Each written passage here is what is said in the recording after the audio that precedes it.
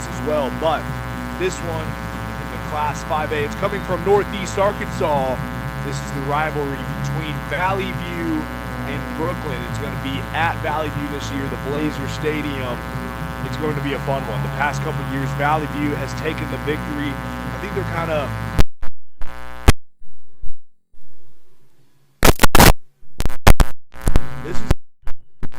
for dominance of Northeast Arkansas. Brooklyn beat Greene County Tech last week, which is another Northeast Arkansas team.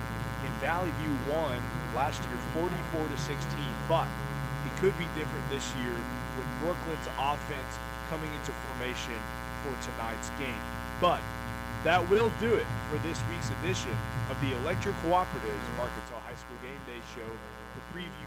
30 seconds, buddy, 30 seconds. Great state of Arkansas and the great sport of high school football. We invite. I didn't hear you. I'm sorry. Say it again. Tonight from 10 o'clock to midnight as Rex Nelson and Richard Atkins. I know, right? I was like, what? Valley View and Brooklyn? Who cares about that? Wynne and Batesville's playing, ain't it? For all they do for high school football, the Arkansas Democrat Gazette. So, enjoy your night of football. 5, 4, 3. Back in Batesville as we are a little about 45 minutes away from kickoff of the Pioneers and the Yellow Jackets from Pioneer Stadium here in Independence County. Will Oswald back with you as we bring you another update from this Friday night, brought to you this time around by Star Printing Company. The Jackets come in at 2-4 on the season with back-to-back losses after winning the conference opener against Brooklyn 3 weeks ago. 1-2 in league play. Jackets, of course, losing the opener at Marion on August the 29th. And then a week later, a wild and crazy 29-26 come from behind win at Sam Smith Stadium over the Forest City Mustangs. Then a rough one in Lonoke. The Jackrabbits ran all over the Jackets 34-7. After a week off, conference play began and another back-and-forth battle Yellow Jackets fighting off Brooklyn 32-27, and the heartbreaking last-second field goal loss at Greene County Tech 2 weeks ago, 17-14, and last week's 35-0 defeat at the hands of Valley View at Yellow Jacket Stadium. Batesville comes in at 1-5 on the year, 1-2 in the league, tied with the Yellow Jackets at that mark. Batesville had a preseason contest against Greenbrier, lost that one by 11. That's kind of an omen because Greenbrier out of the 5A West, that's who the 5A East is paired up with in the opening round of the playoffs coming up beginning on November the 14th. They lost their season opener at Searcy in the regular season opener 45-7, then fell here at home to the other orange and black team nearby. That's Newport Greyhounds 39-20 back on September 5th, and then a home loss to the Southside Southerners 34-10. They had their bye week on the 19th as well. They opened conference play losing at Nettleton 35-12. They beat Paragould 2 weeks ago in their homecoming game here at Pioneer Stadium 24-16, and last week a trip to Searcy in a 31-14 loss to the Harding Academy Wildcats. Now, of course, later on after tonight, it's homecoming at Wynne next week, by the way, as they take on the Paragould Rams. They'll travel to Harding Academy in Searcy on Halloween night, and then the regular season finale against Nettleton on Friday, November 7th. The Pioneers will wrap up on the road at Brooklyn next Friday night. They'll host Greene County Tech on Halloween night here in Batesville, and then they will wrap up the season at Valley View on November the 7th. When we come back, we'll take a look at the conference standings and what's on tap for this evening across the 5A East, and that's coming up in just a bit. Coming up right after these messages, we'll hear from McCrory head coach Cade Campbell in our first financial bank, beg your pardon, Jaguar visit, and then later on Clay Toddy for our Crossridge Community Hospital pregame look at the Yellow Jackets. This update has been brought to you by Star Printing Company, where our job is to make your job easier. You're listening to Yellow Jacket Football on KWYN and the EAB Sports Network. At Star Printing and Office Supply. Hey, Will, you're clear. All right. One more looking, 633. 33. Okay, thanks, sir. Precision and creativity. Whether you're opening an office, launching a new brand, or printing your next big project, Star Printing delivers quality and hometown service you can count on. We also offer free local delivery. Open 8 to 5, Monday through Thursday, and 8 to 4 on Friday. Come see us at 1706 Falls Boulevard or call us at 870-238-3267. When getting the job done right is job one, you need construction equipment that's built right. From compact track loaders to the world's #1 selling compact excavator, the Kubota construction lineup features durable Kubota engines, more comfort, and the versatility to do it all and do it right. Visit your local Kubota dealer today. Go to KubotaUSA.com for full disclaimer. Visit Barton Equipment in Marion. Call 870-735-2510 or online at bartonequip.com. Always Home Caregiving offers companion care for helping with laundry or running errands.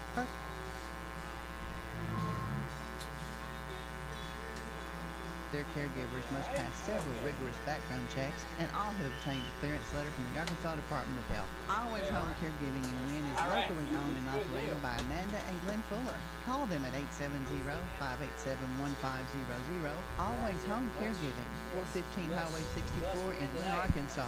870-587-1500. Lawson Insurance, 1230 South Falls Boulevard in Wynne is Cross County's oldest insurance agency. Lawson Insurance is an independent agency representing several insurance companies with great rates and excellent service. Lawson Insurance welcomes Heather and Pam, who continue to service their clients at the 1230 South Falls Boulevard location. For all your insurance needs, auto, home, life, or commercial, call Vance or Terry at 870-238-9600. 870-238-9600. Lawson Insurance. Hi, folks. This is Sean at Caldwell Lumber in Wynne. We do our very best to stock all needs for your small projects to your rebuilds. Shingles, plywood, insulation, plumbing, electrical, Benjamin Moore pipe, flooring of all varieties, and of course, hardware. Milwaukee and DeWalt Craftsman tools. And for the yard work, Spartan zero-turn mowers, steel trimmers, chainsaws, and blowers. So for your small projects or your rebuilds, see us at Caldwell Lumber. Highway 1 in Wynne. Your family's comfort is the #1 priority at Westmoreland Heating and Air Conditioning in Wynne, your Carrier dealer. Our certified technicians do it all with pre-season inspection, maintenance, repairs, and new installation. No matter the weather, we've been keeping your homes comfortable for 60 years, which proves we are dedicated to our community. Count on Carrier quality. Call Westmoreland Heating and Air Conditioning at 870-238-2752. Turn to the experts and let us make your home comfortable for many years to come. It's game time in Eastern Arkansas. Whether you're supporting your team from the home or visiting bleachers, cheer them on with peace of mind by banking with First National Bank of Eastern Arkansas's FNBEA Go app. Download the app today to create your account. Give us a call or stop by one of our 15 locations for assistance. We wish the best of luck to all local football teams this season. Thank you for choosing us. First National Bank of Eastern Arkansas. Member FDIC, Equal Housing Lender. It is time now for the Jaguar Show, brought your way by the First Financial Bank and featuring the comments of McCrory head football coach Cade Campbell.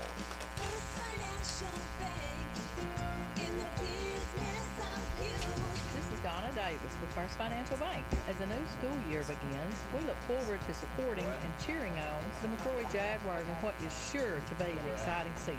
We are proud to continue to invest and volunteer in McCrory and our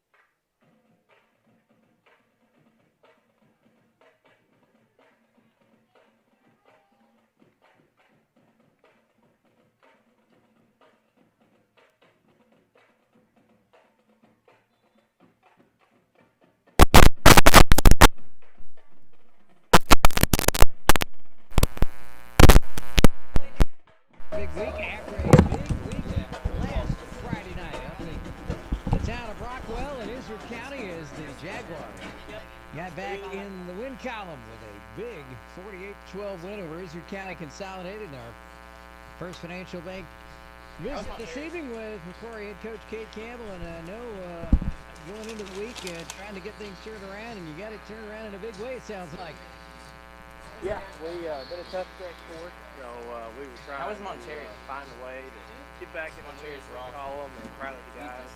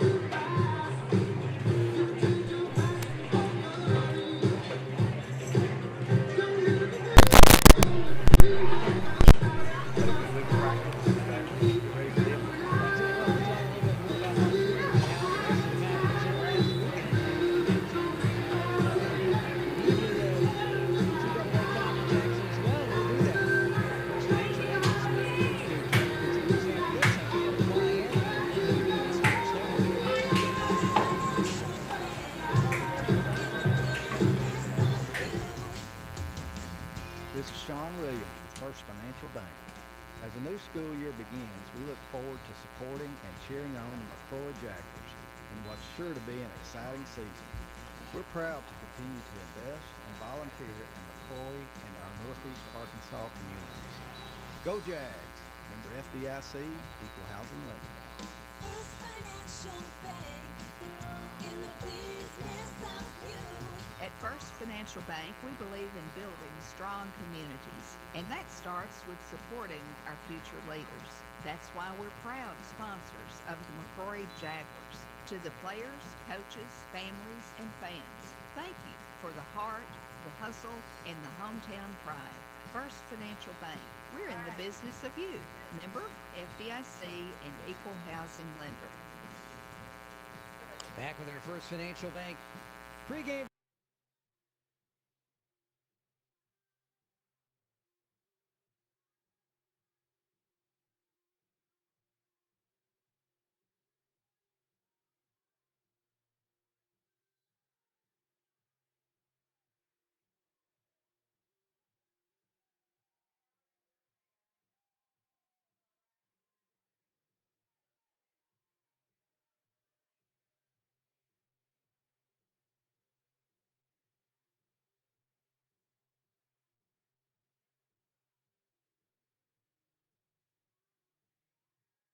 In space. We're going to have to come up and tackle secondary wise, and they're got a good running back, so it's just it's going to be a tough test for us. But defensively, we got to just rally to the ball and make plays. And of course, last week, Mark Tree, as we mentioned, fell hard to Desart by a score of 52-20. The other games in the conference last week, EPC and Cross County, what a whale of a game they played in Cherry Valley. The Warriors had to come back late and win 20-16. Earl getting a big win at home over Mariana Lee, 38-6. EPC and Earl tied at 3-0 in the conference, both at 5-1 overall. Cross County and Desark at 2-1 in league play, both at 4-2, and both with 26 tiebreaker points. By the way, EPC 30-28 over Earl in the tiebreaker set. McCrory and Martree coming in both 1-2 in the league. McCrory with the maximum tiebreaker points in the win from Friday night. Martree with only one tiebreaker point, and then it's ICC and Mariana Lee at 0-3 tonight. Besides, of course, homecoming for the Jaguars against the Indians. It's EPC hosting Earl. Cross County at Mariana Lee, and ICC makes the trip to Desert. Coach, I want to get back to your team for a minute. 6 games in.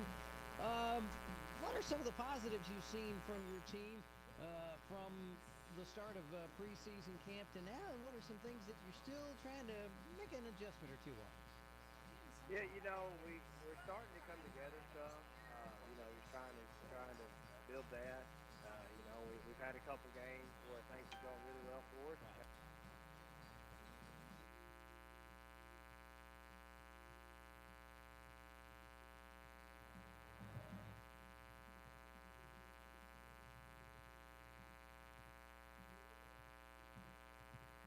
Three of them.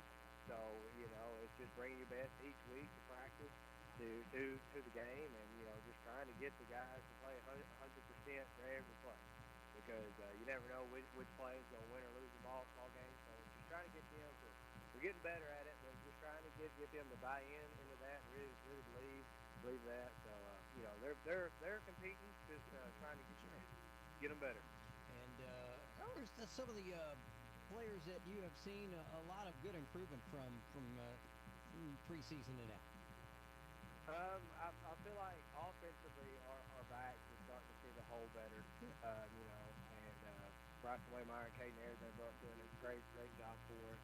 And Trey Kitchell's another back we mixed in that's done a pretty good job for us. Then the offensive line, we're getting better.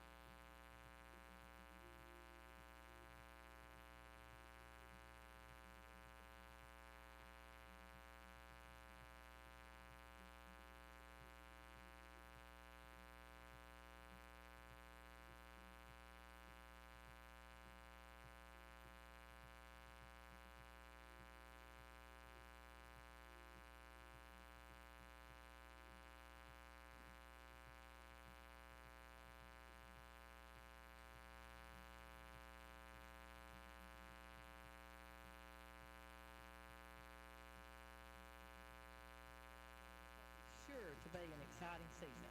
We are proud to continue to invest and volunteer in McCrory and our Northeast Arkansas communities. Go Jags! Member FDIC, Equal Housing Lender. First Financial Bank, in the business of you. This fall, First Financial Bank is proud to stand behind more than just numbers. From the crop fields to the football field, we're standing behind our hometown heroes. Join us in cheering the McCrory Jaguars as they take the field every Friday night. From first 20 seconds, 2-0. Because supporting our community means supporting what matters, like Friday Night Lights and future champions. Go Jags! First Financial Bank, we're in the business of you. Member FDIC and Equal Housing Lender. Yep. The First Financial Bank. Back in Batesville, Wynne and the Pioneers going at it again for the 41st time in history, and a series that started 61 years ago. The Yellow Jackets coming in tonight at 2-4, Batesville 1-5, both 1-2 in the 5A East. Will Oswald back with you. This update from Pioneer Stadium brought to you by Wynne Family Eye Care. They bring you expert eye care and the latest eyewear. Taking a look at the 5A East from last week. Of course, the Jackets falling at home 35-0 to the Valley View Blazers. While Batesville on the road lost at Harding Academy 31-14. Also last week, Brooklyn got their first win of the season last Friday night as they knocked off Greene County Tech 24-7 at Jordan Stadium in Brooklyn. And Nettleton made the short trip up Highway 49/Highway 1 to Paragould and took care of the Rams with ease, 29-6. That final score. The 5A East standings coming into tonight. Atop the league, perfect 3-0, Valley View and Nettleton. Blazers at 5-1 that only lost to Searcy in non-conference play. The Raiders 4-2. And Harding Academy at 2-1 in the league. They're in third place. And then the four-way tie for third. Yellow Jackets, Pioneers, Brooklyn, and Greene County Tech all at 1-2. Paragould, who started the season 3-0, 0-3 in conference play. They're even on the year at 3-3 overall. Besides this win contest here in Batesville this evening, Greene County Tech is on the road at Nettleton to face the Raiders. Harding Academy, Wildcats in Paragould against the Rams, and Valley View looking for their 5th consecutive shutout win. They will host the Brooklyn Bearcats at Central Dealerships Stadium this evening. A quick reminder, 7 o'clock kickoff here in Batesville and all the high school games all season long. And a reminder afterwards, Rex Nelson and Richard Atkinson with the Simmons Bank Friday Night High School Scoreboard Show from RARN right here on KWYN and many of our EAB Sports Network stations. Our Ross Ridge Community Hospital pregame visit with head coach Clay Toddy of the Yellow Jackets coming up next. And this update brought to you by Wynne Family Eye Care. As always, they remind you, expert eye care and the latest eyewear. Back after this.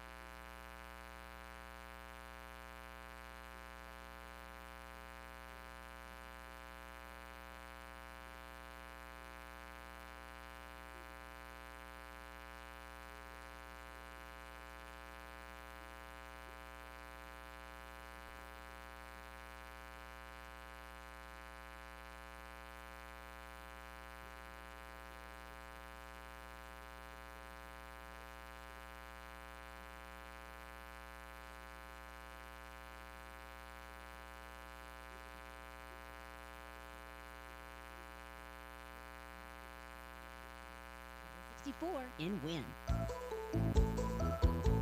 Here's to our small business owners and everything you do to help your business succeed. I know what it takes because I also run a small business here in Cross County. I understand the unique needs of local business owners, and I will make it easy to choose the right protection at just the right price, because one thing you don't need is added stress.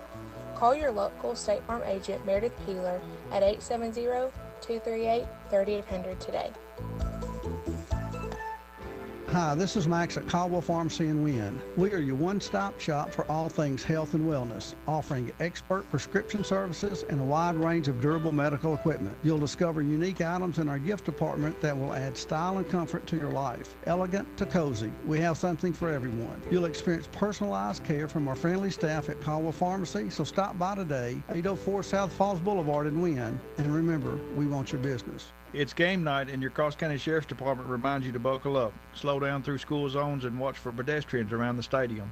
A little patience goes a long way in keeping our families, fans, and players safe. So drive safe, play hard, cheer loud, and arrive home safely. From kickoff to the final whistle, Cross County Sheriff's Office is protecting and cheering right beside you. Let's keep our hometown spirit strong and safe this football season.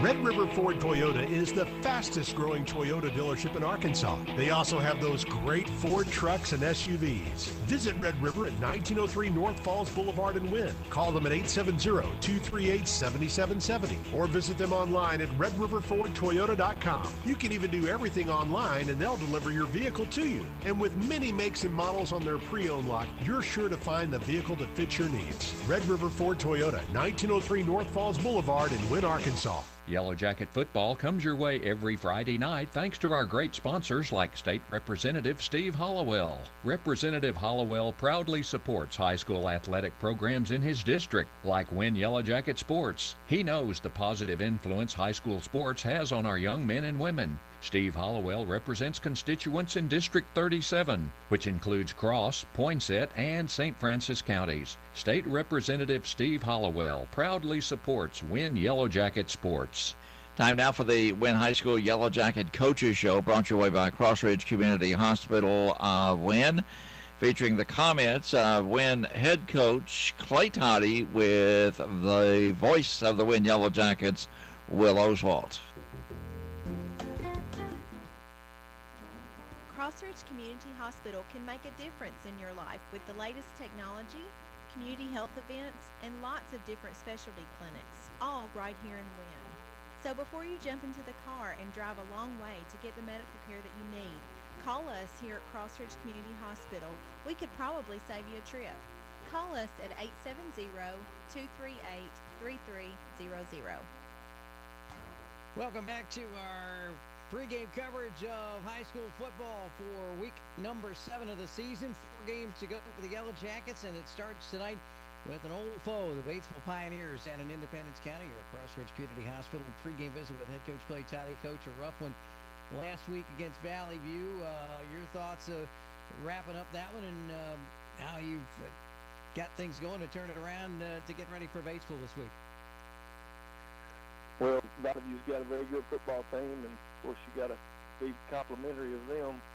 All you can control is the things that you can control, and we focus on that and us. And there's plenty of things that we can control that we can correct. We played pretty good defensively after the first 7 plays. They scored 3 touchdowns first 7 plays. We kind of got used to the speed, their speed.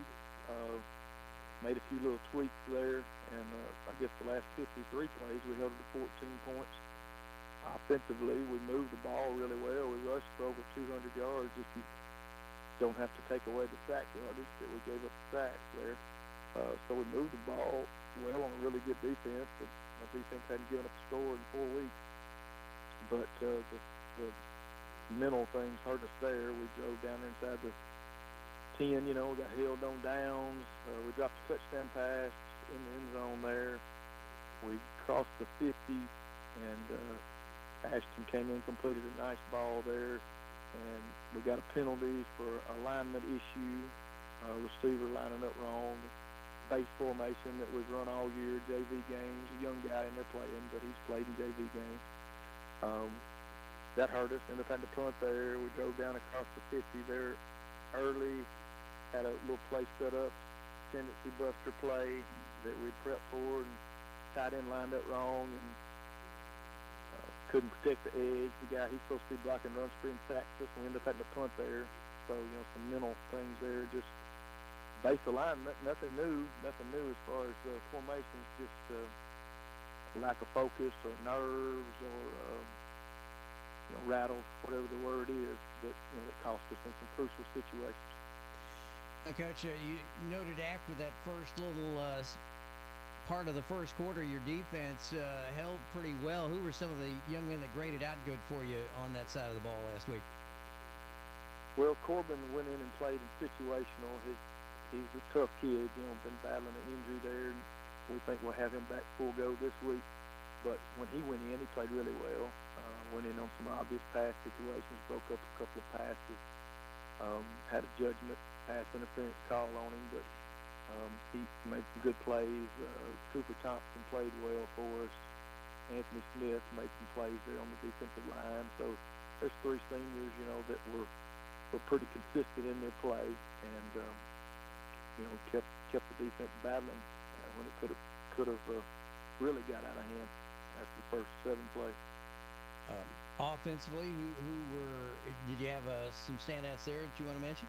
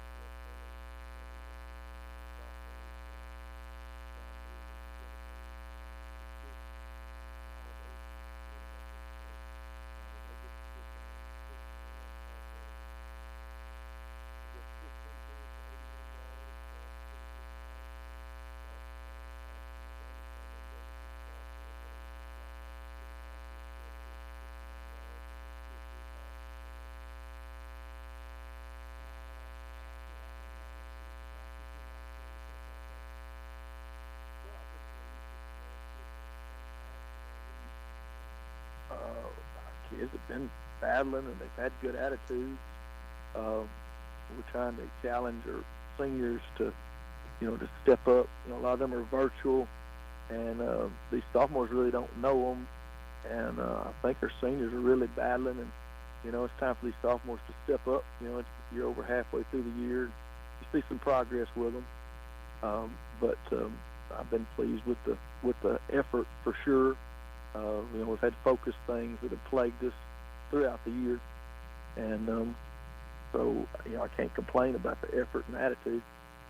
Well, another big test tonight on the road at Batesville, a team that has battled with the Yellow Jackets for quite a few years, but as you may know, folks, Wynne's got the Pioneers' number. Can they keep that up in this one tonight? We'll look more into the Pioneers as this week's opponent when our Cross Ridge Community Hospital pregame visit with head coach Clay Toddy continues in a moment here on KWYN and the EAB Sports Network. Hi, Yellow Jacket fans. This is Joy Shepard at Cross Ridge Community Hospital in Wynne. Cross Ridge can really make a difference in your life. We have the latest technology, available emergency services, community health screenings, and specialty clinics, all right here in Wynne. Good luck, Yellow Jackets. We'll be cheering for you right here at Cross Ridge Community Hospital in Wynne. Welcome back to our Cross Ridge Community Hospital pregame visit with Wynne head coach Clay Toddy. It's the Yellow Jackets and the Batesville Pioneers tonight down at Pioneer Stadium in Batesville. A big rivalry that's grown over the years. Wynne has won 5 of the last 6 over Batesville, including a 31-10 victory last season over Batesville at Yellow Jacket Stadium.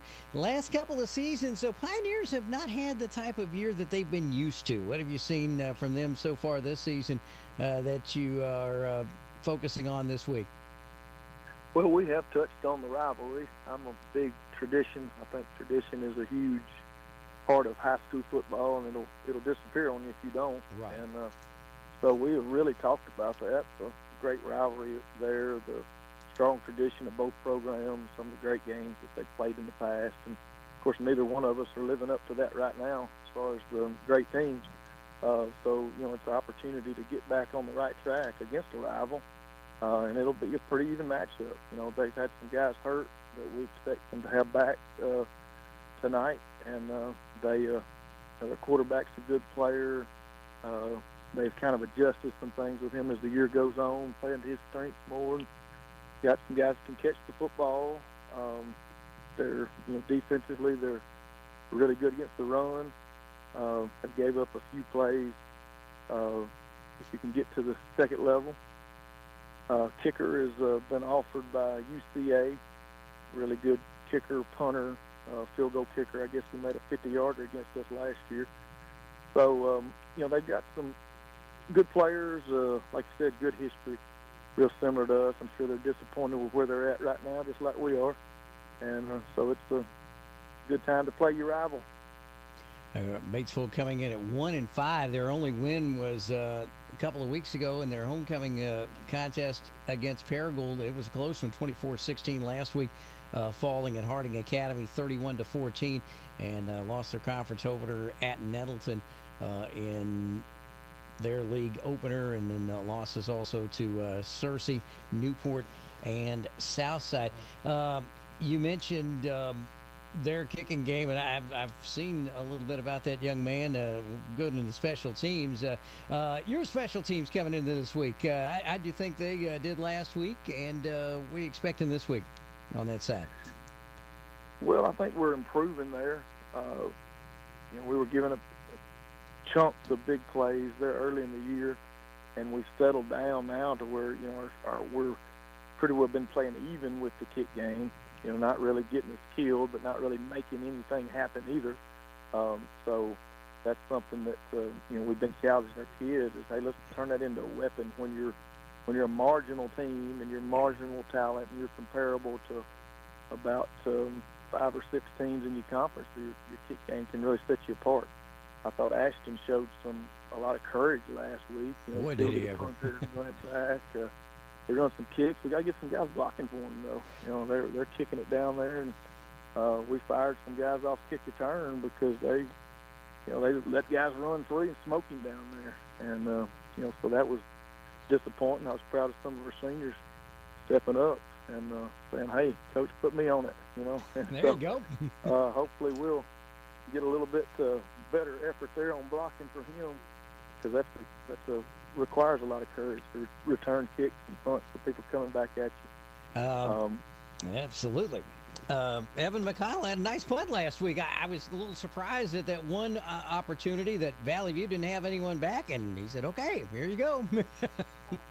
Yeah, he did. Of course, that was the situation there, and of course, when you punt out of a shotgun situation like us, it puts the defense in, because you can do fakes, as we did earlier when he completed it to Braden, but he did get a good kickoff. But there later in the game he dropped the snap, so he's our second punter this year. That's dropped a good snap. Hits him right in the hands and drop it. So we give him a short field position there, and we work that every day. During circuits, we're snapping and catching and punting, and like I said, some of our things, it's really hard to figure out if it's nerves, if it's rattled, if it's a lack of focus, if it's a combination of the three. But we sure self-inflict a lot of our problems by not lining up right in base formations, dropping balls that are routine, that we practice. So those are some things that hopefully we can grow up and overcome. And as you mentioned in our post-game visit last week, 4 games left to go, and there's a good scenario where this ball club could end up as high as second place in the conference if everything falls right. Well, it will if we win out, so right. We control that, and we told our kids that, but it's got to start somewhere. There's not a lot of separation between us, Brooklyn, Greene County Tech, Paragould, Batesville. Maybe Nettleton and Harding may be a little bit above us, but if we would improve, those are certainly winnable games. And we beat Nettleton 2 years ago when we were overmatched. Harding has dropped off a little bit. They've still got some good players, but their numbers, I think they're 35 kids, so they're down comparable to us as far as depth. So, you get to this point in time, man, an injury here, injury there is a huge huge deal, especially when you got guys playing both ways. And I think Harding is similar to us, and they've got guys playing both ways. I think Nettleton, of course, has a defense and an offense. But yeah, it's pretty well. Yeah, you could put us all the coaches in the conference talk about. You could put about 6 of us in a can and shake that thing up, and either team could win on Friday night, which we've shown. That's right. So, Coach, congratulations on a fine week, hopefully, and we're going to keep our fingers crossed for a great result tonight in Batesville. We'll talk to you after the game. Thank you, Will. Thank you, Head Coach Clay Toddy in our Crossridge Community Hospital pregame visit. We'll be back with more as we get set for kickoff next here on KWYN and the EAB Sports Network. 30 seconds, Will. 30 seconds. Crossridge Community Hospital can make a difference in your life with the latest technology, community health events, and lots of different specialty clinics, all right here in Wynne. All right, real fast. Valley View, Brooklyn.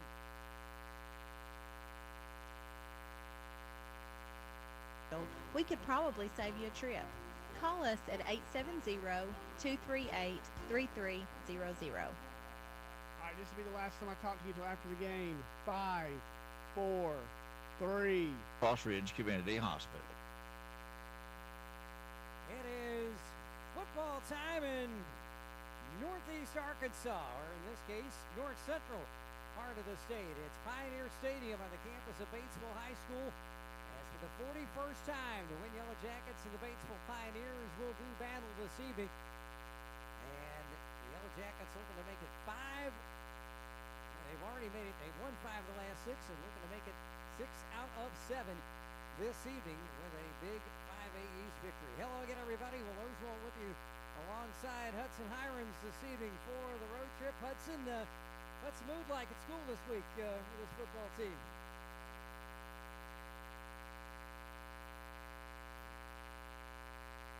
There you go. Coach Clay Toddy praised his team's effort last week, although some mental mistakes kind of hurt things last week, and that's loss to Valley View. They've been working hard all week to get those turned around. The Yellow Jackets are about to come on to the turf here at Pioneer Stadium. I'll go ahead and give you our officials for this evening, brought to you by the good folks at 901 Drip Bar. Verlin Spencer is tonight's referee. His head linesman, Randy Russell, he'll be across the field from us with the chain gang. That's where they are in high school football. The line judge on the near side, Terry Rogers. Ricky Wrenn is the umpire. Side judge, Chase Bell. Samuel Young is the field judge. The captains are about to take to midfield, and we'll take that 901 Drip break here in just a moment. Tonight's captains for the Jackets: Cooper Thompson, Gage Rice, along with Christian Wrenn, and Corbin O'Hara for Batesville.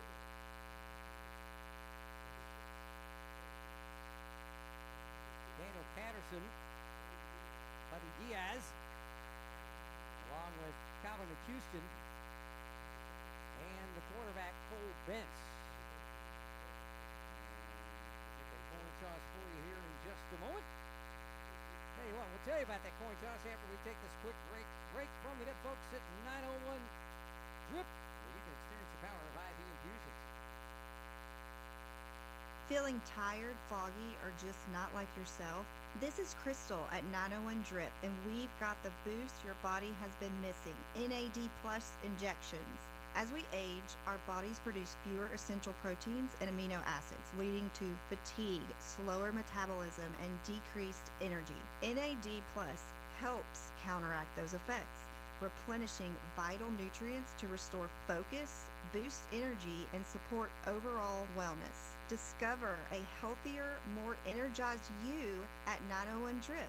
Schedule your appointment today at 901dripbar.com, and remember to follow us on Facebook. Batesville Pioneers won the toss, and they defer their options to the second half, so that means we'll give you the starting lineups for the Wynne offense first. Those, as always, brought to you by Shelter Insurance Agent Melanie Abbott. We're your shield. We're your shelter. Grant O'Gwynn at quarterback. The halfbacks, Braden Smith and Christian Wrenn. Ashton McDaniel in the slot. split end, Ray Cook, the tight end, M.J. Hodges, and up front, that big offensive line led by the center, Gage Rice. On the left side, the tackle, John Mills, and the right guard, James Archer. Westfuller, the right tackle, and Dylan Moore is the left guard. Yellow Jacket defense tonight. Up front, the nose guard, Austin Banks. At defensive end, Anthony Smith and K6. The linebackers tonight, the outside backers this evening, Vince Little, Christian Wren at the striker position. The inside linebackers, Noah Stewart and Cooper Thompson, as the fireworks go off as Batesville makes their way onto the field down below us. Austin Banks, the nose guard, we mentioned K6, the defensive end. The cornerbacks tonight, Corbin O'Hara and Ashton McDaniel. And on Wisconsin, the Pioneer fight song, Yellow Jacket Band across the way, firing up the Washington and Lee swing. And the starting lineups brought to you tonight, as always, by Shelter Insurance Agent Melanie Abbott. We're your shield, we're your shelter. Kickoff is next on KWIN and the EAB Sports Network. Did you get us switched over to Shelter Insurance? Actually, I found a deal online. You did? Does your deal come with award-winning customer service? Oh, I'm not sure. Does the deal include a local agent? Doesn't actually say.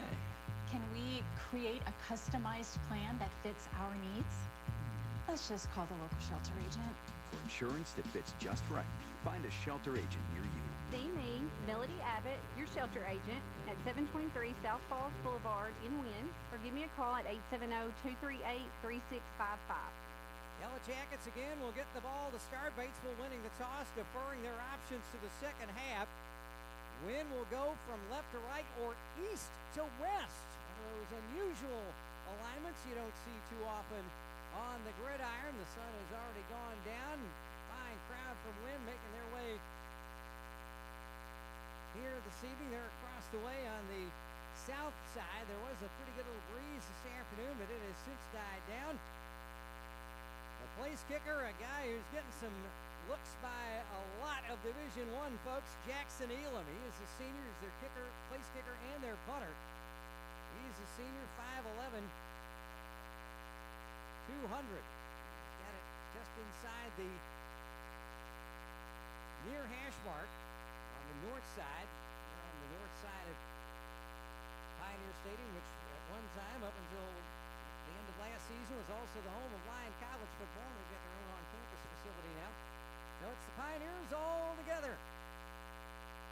Elam, it's a short kick, and it's going to bounce and be recovered by Batesville at the Wynne 46-yard line.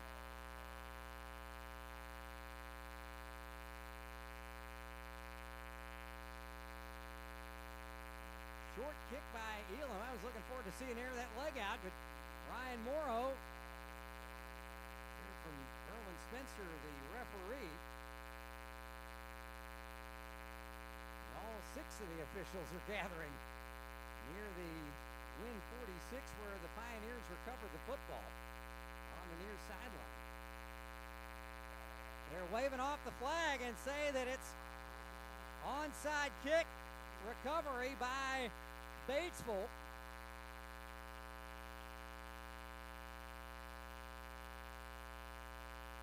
So Batesville will have it. They will mark it at the Wynne 47-yard line. So Hudson, Ryan Morrow pulling off a big surprise right off the bat.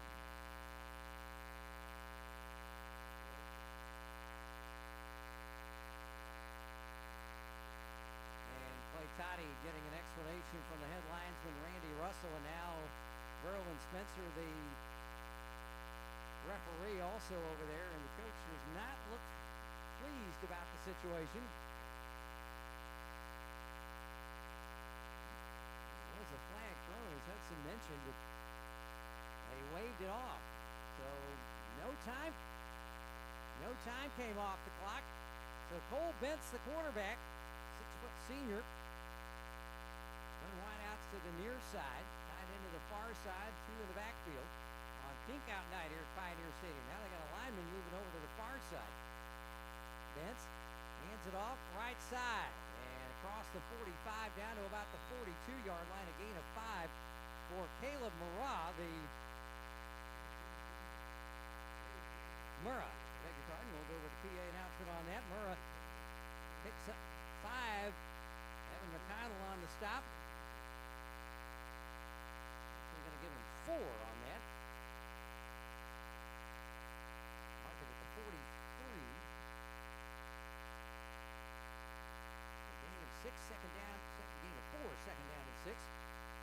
Batesville. Gets underway, 11:22 left first quarter. Wide out to the far side, Xavier Pierce.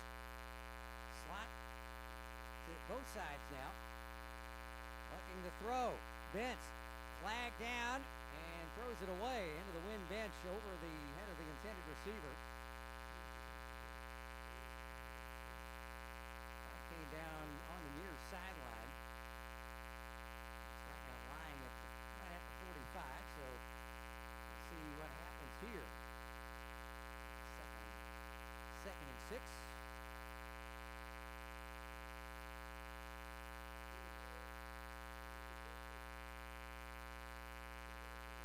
And once again, we're not used to hearing that in high school ball where they announce the numbers of those penalized, but 55, Riley Gunkel, the offensive lineman, so back it up into Pioneer territory to their own 48-yard line, so second down and 16 now for Batesville. Clock running again, 11:07 after clock stopped on the incomplete pass. Wide out to the near side is Jake Gardy. Three slots come to the near side. Bentz tries to keep it over the right side, and he's downed almost immediately. And that is Evan McConnell again. Nice move by Evan. Read that pretty well, didn't he, Hudson? Good job by Evan McConnell. His third game back after the summer camp injury. And he's looking pretty well. Hicks also in on the stop. Gain of 2, third down and long.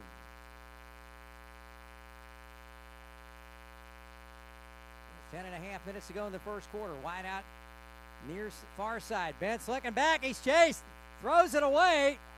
And I thought the head linesman was going to reach for the flag. Batesville wanted it as Daniel Patterson and Chance Isom got tangled up. Anthony Smith got tangled up, and like I said, the head linesman was reaching for that flag, but he kept it in the pocket, incomplete. So the third down conversion, no good. And so Batesville will have to kick it away, and now we may get to see Jackson Elam and that leg that a lot of D1 schools are looking at big time. Back deep at his 10 is Ashton McDaniel. Had a tough night returning, but he made some good returns. 10:21 to go. Elam kicks it away to the right side, well away from McDaniel. It's going to bounce at about the 27. Take a nice Batesville roll inside the 15, and the Pioneers will down it at the 13-yard line. So 47 and 13 is 60. Subtract that from 100 and you get a 40-yard punt. That's how you figure out how far that one went. The Yellow Jackets will take over at their own 13.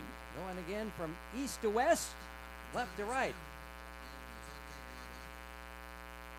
And Grant Gwynn and the Jackets quickly to the line. Gage Rice leads him up at center. Full house backfield. Handoff right side. 15, 20, 25, and that is Christian Wren in the first play from scrimmage. Goes out to the 27-yard line, a gain of 14 yards and a first down for CW7. And our first down of the night brought to you by Darlene Andrews Bookkeeping and Tax Service. Always in balance, accurate, and always on time. Good job of the right side of that line, blocking, opening up the hole for Big Christian there. Well, they started off right there. 14 and a first down. In motion, near side is the tight end Hodges. Handoff up the middle, across the 30. Down to about the 32, 33. That's going to be Grant O'Gwynn on the keeper.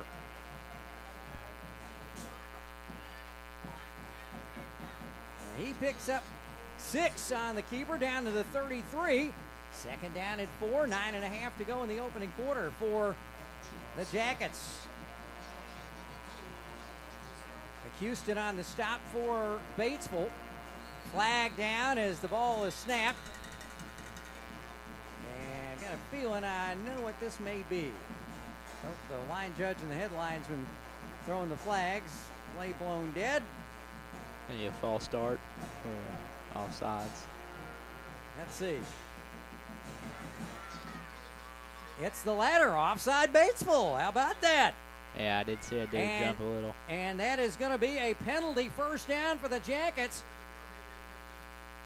And that penalty first down brought to you by Bull Motor Company. Get Bull branded, family driven. Take those first downs any way you get them. And that moves it out to the Wynne 38-yard line. First down and 10, 9:16 left in the opening quarter. Batesville 3 and out on their opening possession, plus a holding penalty. Hodges the tight end near side. McDaniel in the slot, wide out to the near side. Another flag is down, and they blow this play dead. Kind of a hiccupy start here for this next series for the Jackets. See what this is going to be.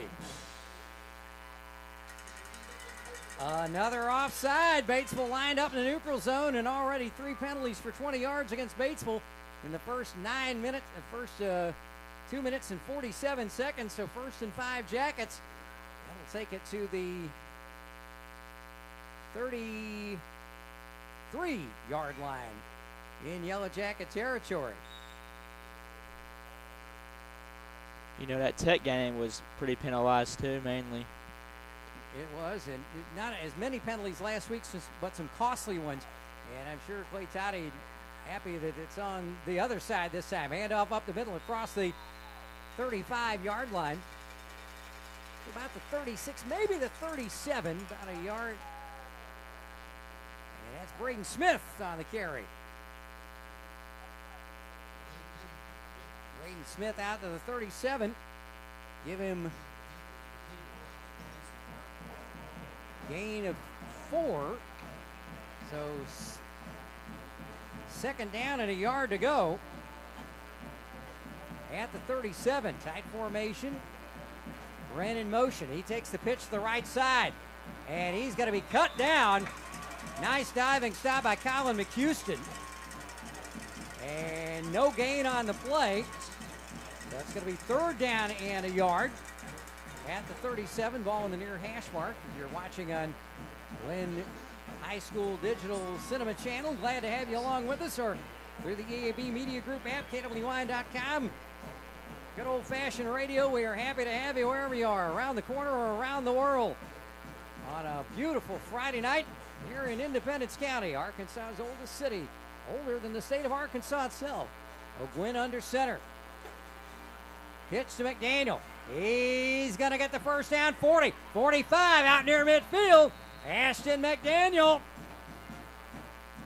picks up about 10, maybe 11. Let's see, 13 for the super sophomore.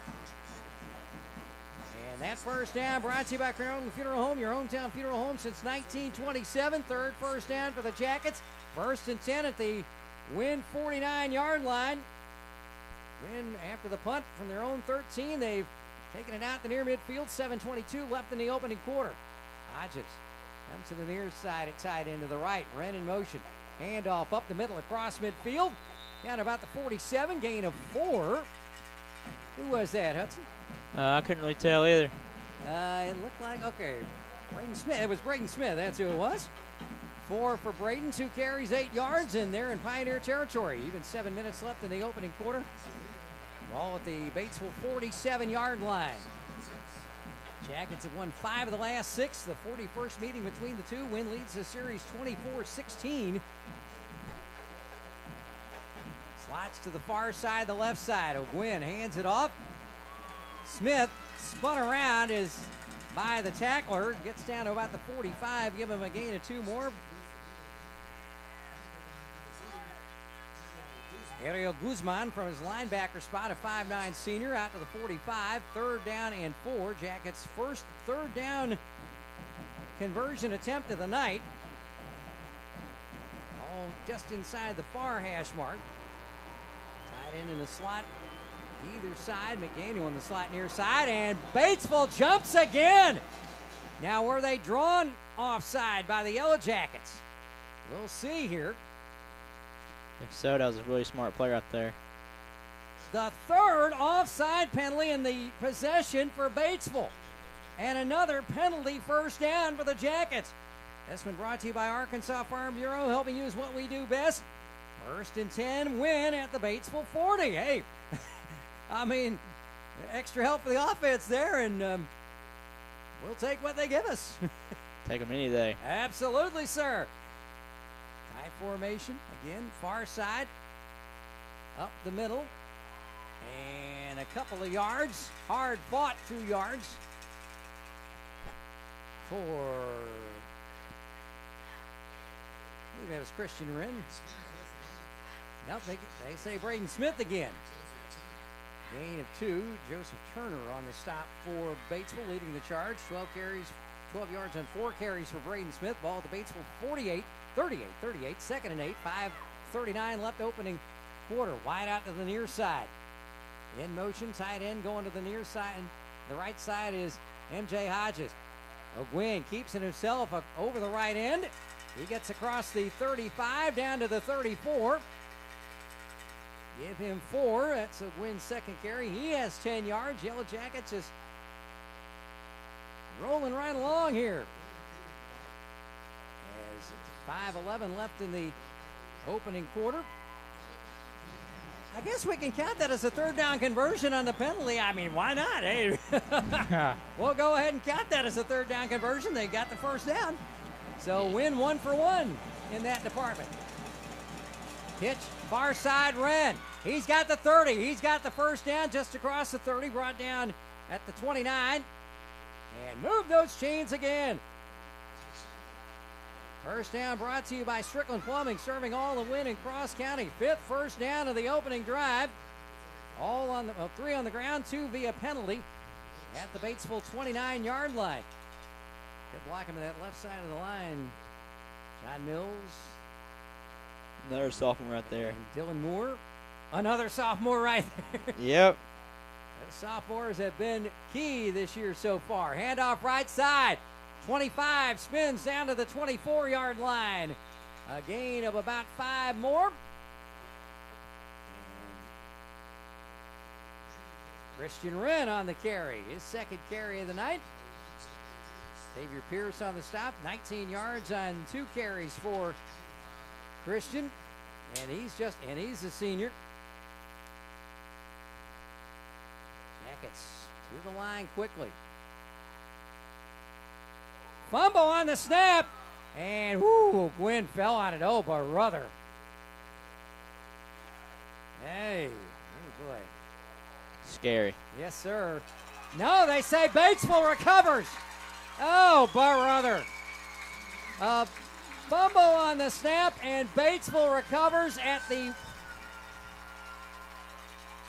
on 2nd and 5 from the 24-yard line. And Batesville recovers.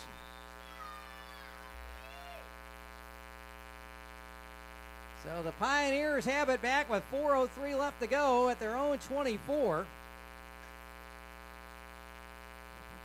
And tough break there for the Jackets. Man alive. Bentz hands it off up the middle. And across the 25, 30, and down to about the 32-yard line.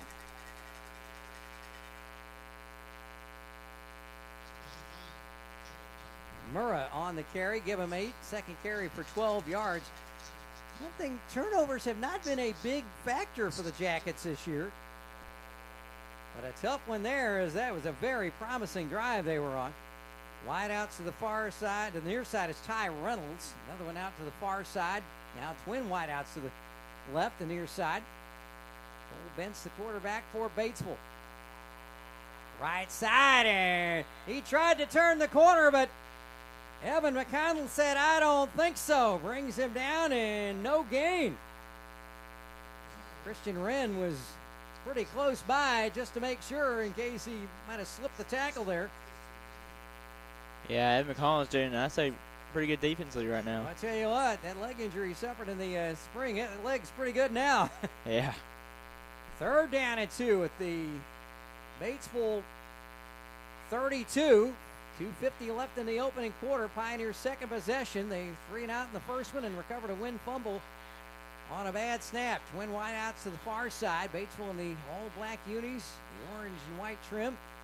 From the gun, handoff. Murray, he is stopped immediately. He ran right into the arms of Austin Banks and said, "Thank you very much. You're not going any further, young man." And what that is a fine defensive stop brought to you by Tyler Griffin Law. When you need a good defensive team, give the guys at Tyler Griffin Law a call. 870-587-0707, Batesville. Their second 3 and out. And on the kick is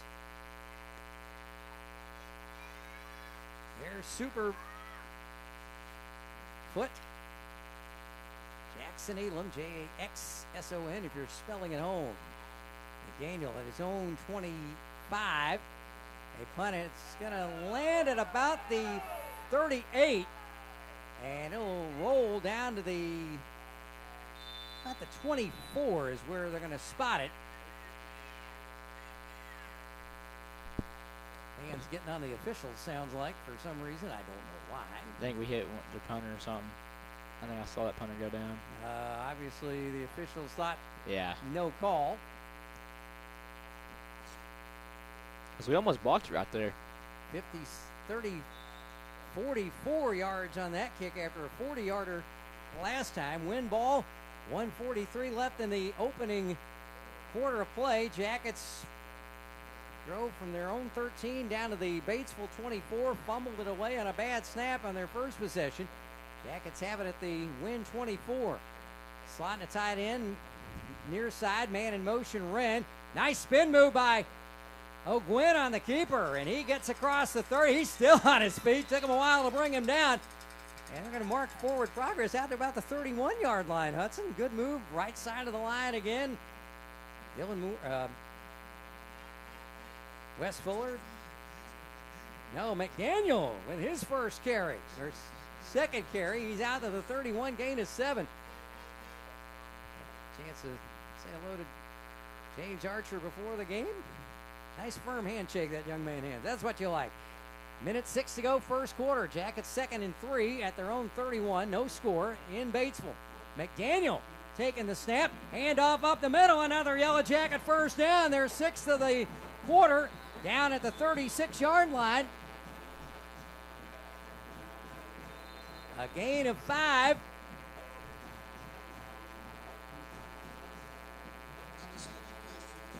Wren on the carry, 3 carries for 24 yards. The first down brought to you by Will Kill Pest Control. Call the hitman at Will Kill. Jackets 6th first down of the night, 4 by penalty, the others on the ground. Ball at the Wynne 37. 49 seconds left in the first quarter. No score. Yellow Jackets and the Batesville Pioneers. McDaniel on the snap, keeps it himself, goes right side, tries to turn the corner, gets across to the 42, maybe the 43. They're going to mark him to the 43. Making the stop for the Pioneers is their linebacker, Rourke Sevier. He's a junior. McDaniel with 6 more. Ashton, 27 carries and 27 yards on 3 carries. That average is a little better than the other way around. Coming back in with the play, Maddox Wingo. One of the tight end spots or split in. 14 seconds left. They may have to snap. There's a 1 second, the play clock a second shorter than the game clock, or the snap clock. There, one more play. Handoff to, let's see, that is a handoff to Darian Tibbs is on the safety. Darian Tibbs with a chance to play a little offense. And he gets 3 yards on the play. And that's how the first quarter will end. Yellow Jacket ball, 3rd and 1. When we come back at the end of the first quarter, the Wynne Yellow Jackets nothing, the Batesville Pioneers nothing. This is Yellow Jacket football on KWYN and the EAB Sports Network. Back in a minute. Life's complicated. Your checking account shouldn't be. At Simmons Bank, we keep banking simple, with you in mind. Get paid early, avoid fees, bank from anywhere. Everything you need, nothing you don't. Choose your account and open online in minutes. Visit SimmonsBank.com to learn more. Member FDIC. All accounts subject to approval. Restrictions apply. Hi, this is Dee with Quality Flooring and Cleaning. We offer thousands of flooring options from hardwood to LVP or tile. Our full construction team is available for installation and we match competitors' quotes. Let us transform your home with a stunning kitchen and bathroom remodel. Our water and fire restoration team is ready when disasters strike, so you don't have to wait. With showrooms in Wynne and West Memphis, you can count on us. Call 870-238-7531 or 870-733-0743 for a free estimate. We'll start the second quarter with a first down. Braden Smith got the carry out to the Batesville 45 on third down and a yard, so went 2 for 2 on third down. And that first down brought to you by Always Home Caregiving, always home, always helpful, always here. No score start of the second quarter. McDaniel fell down as he handed it off. Up the middle with it is, let's see, who's that carrying that ball? Chase Havner got the carry. And a gain of 2. Yeah, Darren Tiz that we saw a little bit ago. He played a bunch of junior high too. A bunch of running back. Okay. And carried the ball pretty well. Still knows what he's doing. McDaniel, he's going to be taken down. That's going to be a sack on 2nd and 8 from the Batesville 42. They're going to mark it down back at the 46. The 46, so a loss of 4 for McDaniel. First sack of the day. Joseph Chun on the leading the way.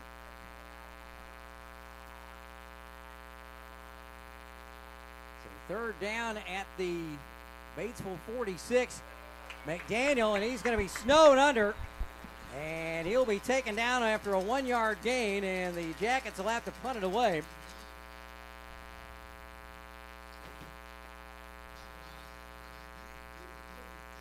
Cooper Coleman on the stop for Batesville. So 4th down and 10 at the, actually they're going to say no gain.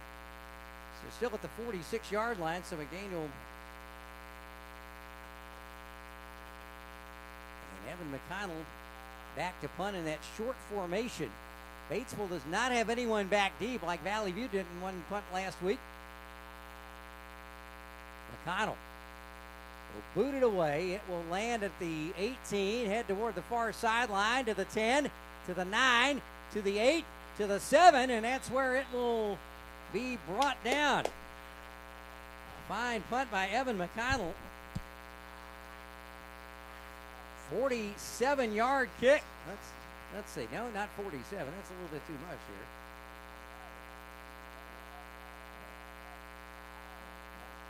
Actually, yeah, at the 7.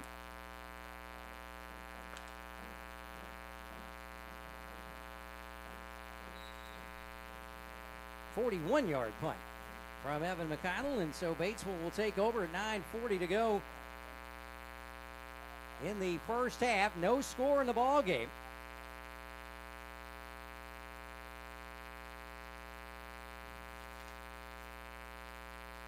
Two wideouts to the near side, the right side, one to the left. Bentz throws it deep. He's got a man, and it is caught. What? No, incomplete. Intended for Xavier Pierce. That would have been a whale of a catch. And no, I saw it drop. It would have been a whale of a catch. You're right. And 2 officials, one coming over and say, yes, he saw it hit the ground. And the nearby official did signal incomplete. And so a fine throw there by Bentz. And that was, who was that on the coverage? Did you catch who that was? Corbin O'Hara. Corbin O'Hara. All right. He had a pick 6 in the opener against Marion. Yeah. I saw it hit the ground right there. Good job. Good eye there. I was, again, Line out one to the left, two to the near side, the right side. Now a man in motion to the right. Bentz rolls to his right in his end zone. He's looking to throw, throws it, and it is over the head of Pierce. And back there in coverage again, Corbin O'Hara again. One of our Wynne Fumble Club Players of the Week. He got that honor in the opening week. Ashley McDaniel won the honors last week. So Bentz is 0 for 3 passing. Batesville 0 for 2 on third down conversions, deep in their own territory, still at the, so it looks like they've got it marked at the 8-yard line, so there's a 38-yard kick for McConnell on that punt a moment ago. Again. That was a good punt. It was. Wide out, and we got a whistle, and we have a timeout, Batesville, with 9:27 left in the first half. We'll take it with them. A 1-minute timeout brought to you by Law's Body Shop. Expect the best at Law's Body Shop. 9:27 left first half. Win nothing, Batesville nothing. Fidelity Bank has now reached over 55 years as a locally owned and operated bank, serving West Memphis, Marion, Wynne, Paragould, and surrounding areas. When you bank with Fidelity, you can expect the highest level of service and community support. Fidelity Bank is always local and always mobile. Our lenders have a combined 300 years of loan experience. We take great pride in being your hometown bank and would love for you to join our Fidelity family. Member FDIC, Equal Housing Lender. Power plus speed plus acceleration equals the fabulous English sports car, the Lotus Emira. You want it. You need it. Play this month at Saracen Casino and qualify for the drawing on Saturday, October 25th. Incomparable, captivating, intoxicating. Lotus Emira, the world's best-sounding automobile. It can be yours from Lotus of Nashville and Saracen Casino. Saracen Casino Resort, Vegas, Arkansas style. Gambling problem? Call 800-GAMBLER.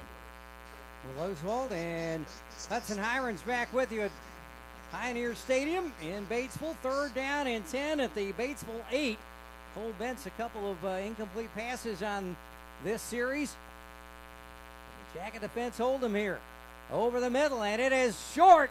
Intended for McHouston, down around his ankles at about the 25.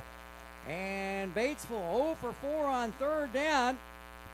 Bentz 0 for 4 passing, and the Jackets will get it back and should have it back in some decent, well, we hope it will be decent field position. We'll just have to see what kind of leg that Jackson Elam has on this kick. 2 kicks for an average of 42 yards, 40 and 44. Standing on the checkerboards, about 7 yards deep in his end zone on the east end of Pioneer Stadium. McDaniel at his own, backing up toward midfield. Good idea, Ashton. He's going to kick it to the near side. It's a spinner. Ashton says, hold on, boys. Let it hit. Hits it about the 40. Goes sideways. And we got a flag down in the end zone. Oh, brother. Hudson pointing that one out. Looks like it's roughing the punter. Probably. Total yards in the first quarter. Wynne 76. Batesville 14. On the call from Verlin Spencer. Oh boy. And Batesville's first down of the night comes by penalty, and it gets them out of a hole from their 8-yard line. Oh brother, and I know that's when Clay Toddy will definitely put on the list to try to avoid. They almost got him the first time. They did hit him the first time in the first punt, but no flag on that one. They do call it on this one. First penalty of the night for the Jackets. Brings it out to the 27.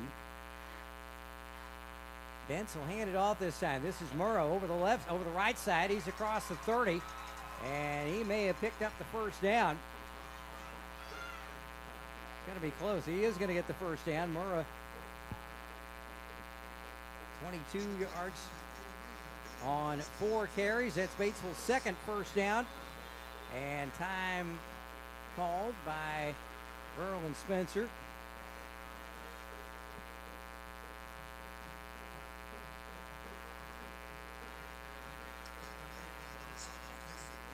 Wynne on the tackle. In band across the way. You can probably hear them. And a fine crowd making the trip, as always. Yeah, it is a good crowd. They're resetting the play clock. After that first down, 9:02 left in the first half. So Batesville, after the roughing the kicker penalty, out to the 42.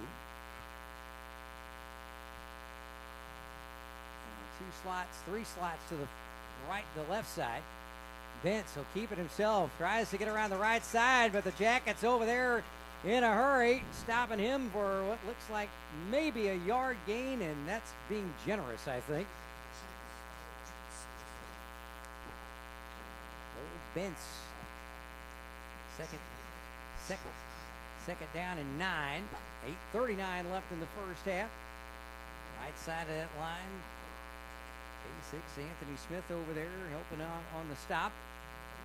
8.5 to go, first half of play. Jackets trying to bounce back from the loss to Valley View last week. Batesville trying to bounce back from their defeat at Harding Academy and Searcy last week. Wide out Twins to the left side, the short side.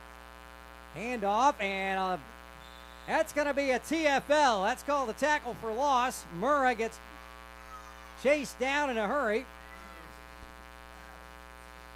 Anthony Smith again in on the stop. Loss of 3. Now 19 yards on 5 carries out to the 30. Batesville 0 for 4 on third down. They face third and a dozen. They have to get to their own 42 for the first down. Wins near side. Pitch on the reverse. Pierce on the left side. Spins, and a flag comes down late. Wynne coaching staff says it's going to be a hold on Batesville.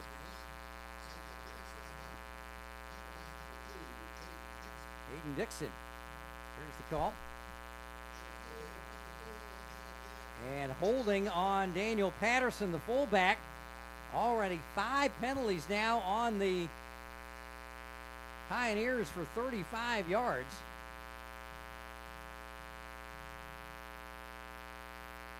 That'll back them up 10 more.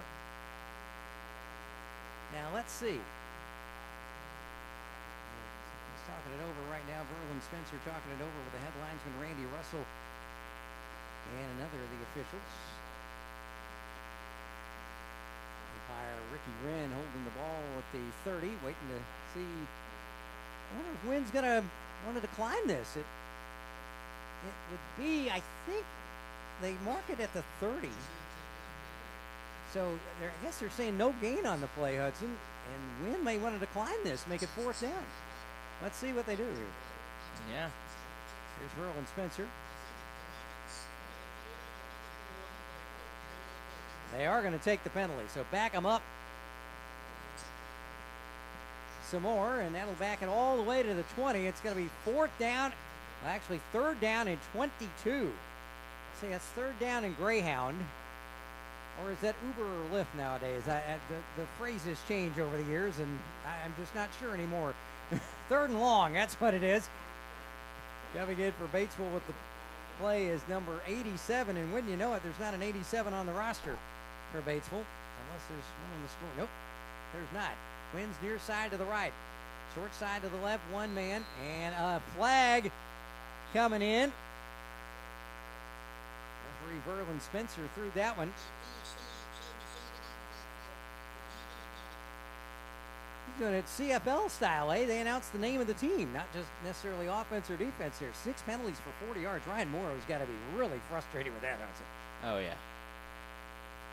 3 defensive offsides, a holding, 2 holding calls, and now a false start. So 3rd, 2nd, and 27. They may, let's see, my Independence County geography, they're heading back toward Moorfield right now, I think. The way this is going. Pioneers in some trouble. Again, Twins to the near side, the right side, the wide side, 1 to the left. Hence rolls to his right.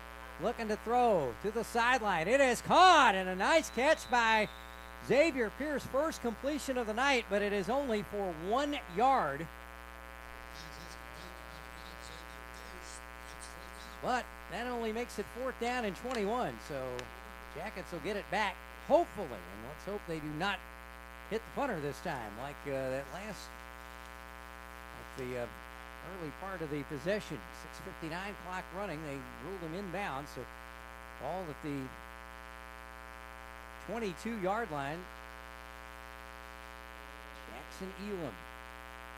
Daniel back deep at around his 34.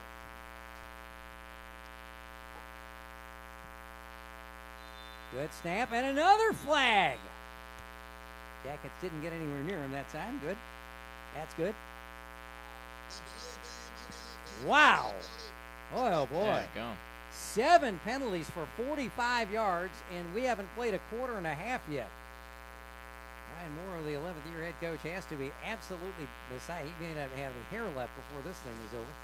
His assistants, Bryce Holmes, Matt Wentz, Willie Norwood, and Kang Wynne. Clay Toddy, of course, Justin Skinder, Justin Crane, Alex Kane, Richard Havner, John Lemke, Caleb Stewart, Caleb Lowe, Mason Hutchinson, Blake Davis. There's the punt. It's a good one. Backing McDaniel up to his, it's going to hit over his head, and he'll just let it go. From the 18 to the 27-yard line. What a kick there by Elam. And good thing, I think, for McDaniel to just let that go. It was over his head. 55-yard punt for Jackson Elam. Oh, brother. That's a heck of a weapon to have. And Batesville, over the years, has had some pretty good athletes in their kicking game. They do play soccer here as well, and they're not bad in that sport either, as is the Yellow Jackets, who have used their soccer program for some kickers, a la Augie Smith. Jackets ball at the 27 of Wynne. Hands it off right side. Christian Wren across the 30 down to about the 31, 32. It would appear. They're going to say 32. That'll give him 5. Christian Wren, 29 yards on 4 carries. Jackets again with the ball. 6:09 left in the opening half. A fumble on their...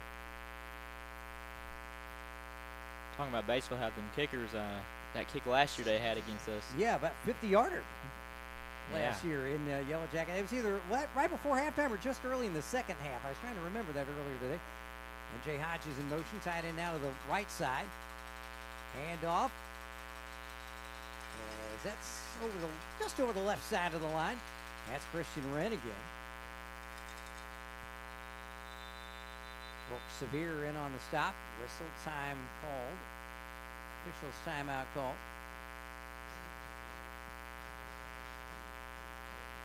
Coleman also in there on the stop. Wren with only Wynne timeout with 5:37 left in the opening half. Jackets will face 3rd down and 4 from their own 33-yard line. This timeout brought to you by Moore Air Conditioning. Don't settle for less when you can have more. We'll take a quick 30-second break. We don't want to miss a play.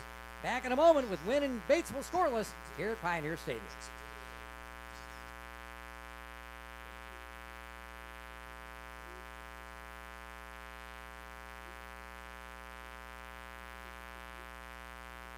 Okay, I guess we'll keep it right here. 5:37 left. Timeout again brought to you by the good folks at Moore Air Conditioning. Don't settle for less when you can have more. Might not need that air much longer. But, hey, this is Arkansas. Might be near 100 on Christmas Day. You never know around this place. Jackets 3rd down. They are 2 for 3 on 3rd down, and that includes a penalty first down that they got on they had a 3rd down play on their first possession, and a Batesville offside penalty gave Wynne the first down, so we are going to count that as a conversion. So Wynne 2 for 3. Jackets were about to come to the line of scrimmage, but then they went back toward the sideline. Key play here, 3rd down and 4 at the 33-yard line. Jackets in the white tops tonight. You're on radio. The blue helmets with the stylized W, the white tops with the blue numbers trimmed in gold with blue pants, the stripes on the sleeves of the arms. Third down and 4 at the Wynne 33. 5:37 left. Wynne, pitch. Wren stopped. He comes back the other way, and he's going to be taken down for about a 5-yard loss. He tried to come to the left side. Saw Rourke Severe coming and turned the other way, and the cavalry was there. And that's going to be a loss of 4 for Christian Wren, and the Jackets will have to punt it away. Now 2 for 4 on third down. And Evan McConnell had a nice, it was a 38-yard kick his last time. Down to the 7. Again, Batesville with no one deep. I don't think we'd have a fake this deep, and we won't. From the 30, it bounces at the 37, or the 39, and that is where it will be collected by James Archer.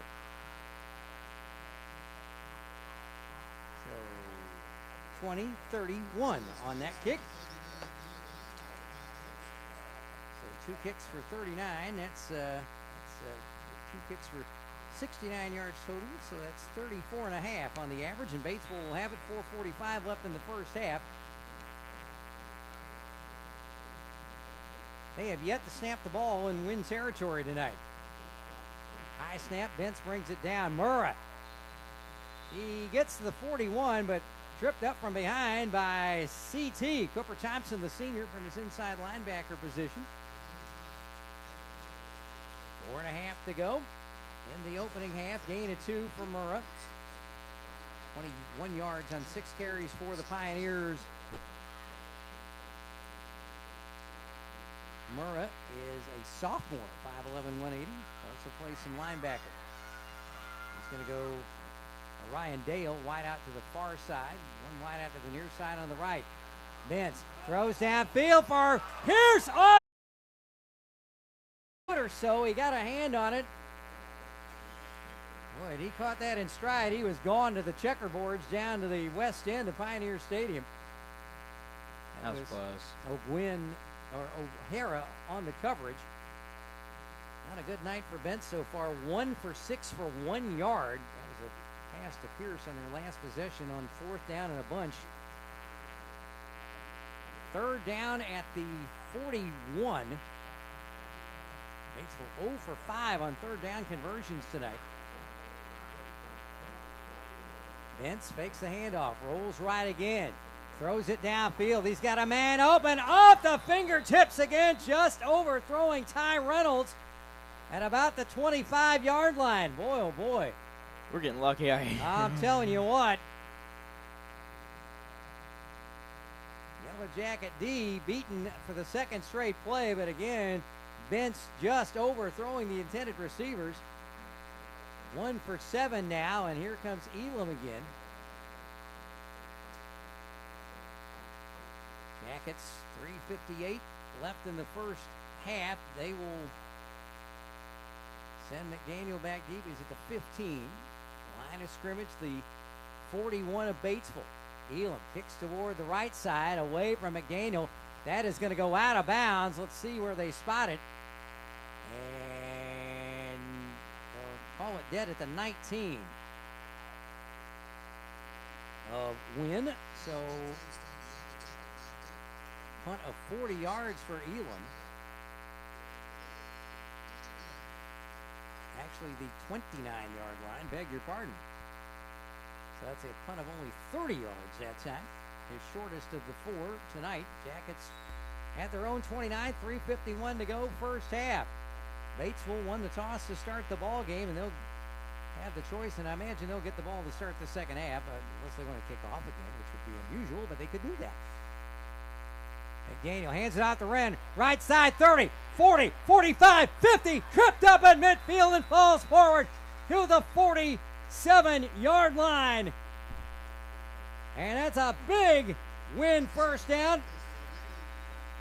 Brought to you by Darlene Andrews Bookkeeping and Tax Service. Always in balance, accurate, and always on time.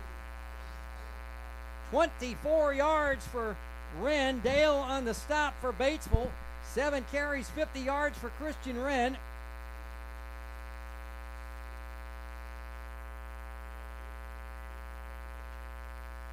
Eight Wynne first downs in the ball game, and we have a player shaken up on the far side. It's Christian Wren. Oh no! Certainly hate to see that. Great run by Wren and tripped up by Orion Dale. He's starting to get up. He gets a nice hand from the Batesville fans down below and the Wynne fans across the way. Got him on his feet. He's walking. Yeah, that's good to see. A little slow, but come back later. Let's hope so. Let us hope so. He was on the ground for a little minute right there. Scared me. A lot of lumps and a lot of throats in Yellow Jacket Nation. 3:42 left in the first half. Wynne ball at the Batesville 47. Big possession in the first quarter. Got down to the 24 of Batesville, but a fumbled snap. Batesville recovered, but the Wynne defense forced a 3 and out on that possession. Wynne under center. 13 to snap. 3:28 in the clock running.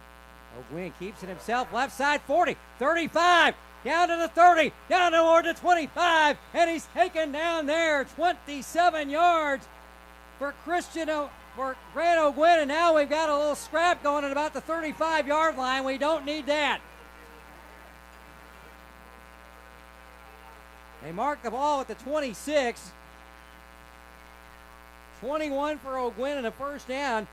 9th first down, brought to you by Bull Motor Company. Get Bull branded, family driven. And Clay Toddy trying to get his troops settled. Flags everywhere. One Pioneer and about 4 Yellow Jackets were in on that. And we'll see. Wonder who it's against. There's about a bunch of us, and I think like 2 of them. Yeah. Four Jackets, 1 Pioneer. All 6 officials are at the Batesville 45. It's going to be a dead ball penalty or penalties. Luckily, no one came off the sideline as far as we know. Now, remember, under AAA rules, I think that may be National Federation rules as well. If you come off the sideline during an altercation on the field, it's an automatic 1-game suspension. Automatic ejection and 1-game suspension. All the officials still talking it over. They're taking notes. And let us see what we have from Ferlin Spencer here.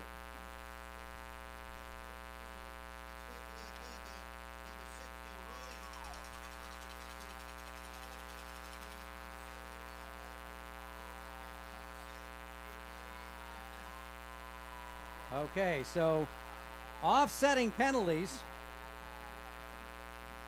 Darmail Wren, a defensive lineman for Batesville, and James Archer for the Jackets, but that was after the play. Ryan Morrow out on the field asking, excuse me, sirs, why did we get a penalty? When it should have been just on them, I think Christian Wren's back out there. Okay, well, he can come back in because he sat out play. That's good to see. Win ball at the 26-yard line, so 21 on that first down from Grant O'Gwen on the keeper. That's 31 yards now on 3 carries. Just over 10 yards a pop. Ryan Morrow still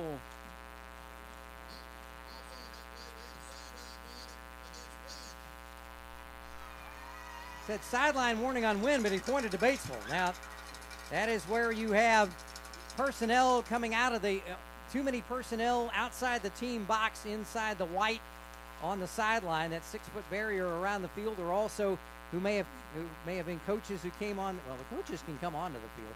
Anyway, too many folks outside that. Ferlin Spencer said we're going to play right there from the 26-yard line, and he made it clear on that too.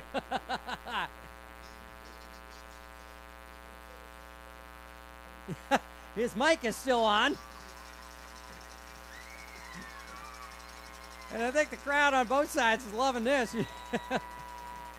They always teach in broadcasting class, it doesn't matter if the mic's unplugged. consider it being on. Batesville timeout. 3:05 left in the first half. Boy, oh boy, what an eventful period we've had here. We'll take a quick 30-second break, Jason. This timeout brought to you by Parental Funeral Home, your hometown funeral home since 1927. 3:05 left first half. Batesville win, no score.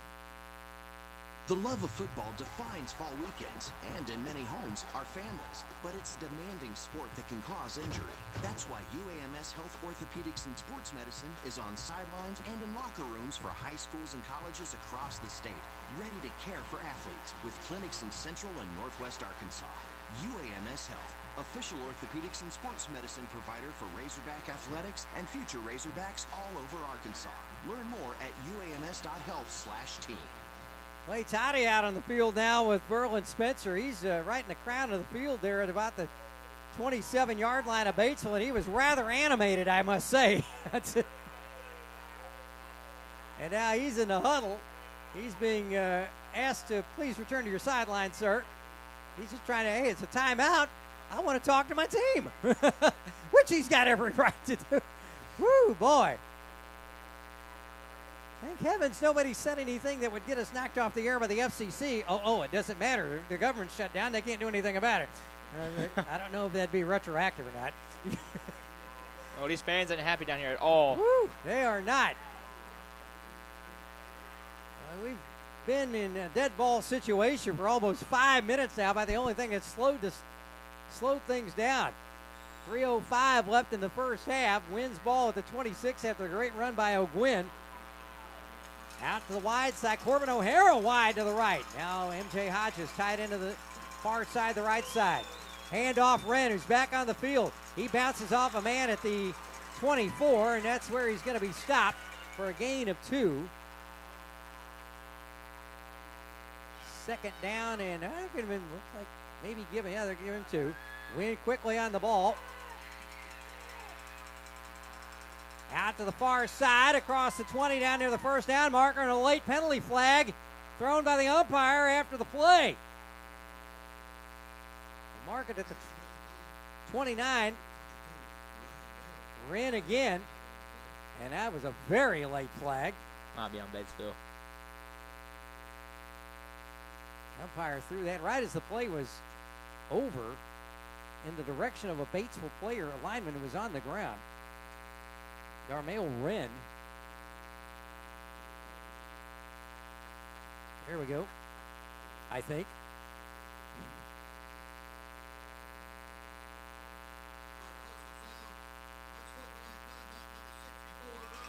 Good night. Well, is it a personal foul or unsportsmanlike conduct? One of the two. That's Dylan Moore, and that's going to cost the Jackets 15. They had the first down. So 2 major penalties against the Jackets tonight, and it's going to be second down at the 39-yard line. Second and 22. Thought we should air one out. We haven't done it all game. Have not even attempted a pass. You're right, Hudson. Maybe catch him napping. We'll see. 2:23 and the clock running left in the first half. Second and a bunch for Wynne. O'Gwynne, he's going to throw over the middle. And it is in and out of the hands of O'Gwynne, of O'Hara. And I tell you what, Ryan Dale darn near could have been called for pass interference, I thought. Yeah, I had him in his hands, too. That's a good pass right there. I mean, I called it right there. I mean, you trying out for offensive coordinator? That's a good call you've made. You've made a great call against in the Greene County Tech game. Look at there. Budding coach in the making, perhaps. Maybe not if broadcasting doesn't work out. Third down and 23 at the Batesville 39. 2:09 left first half. Pioneer fans down below, you obviously can hear them. And a timeout called by Wynne as the play clock was about to run out.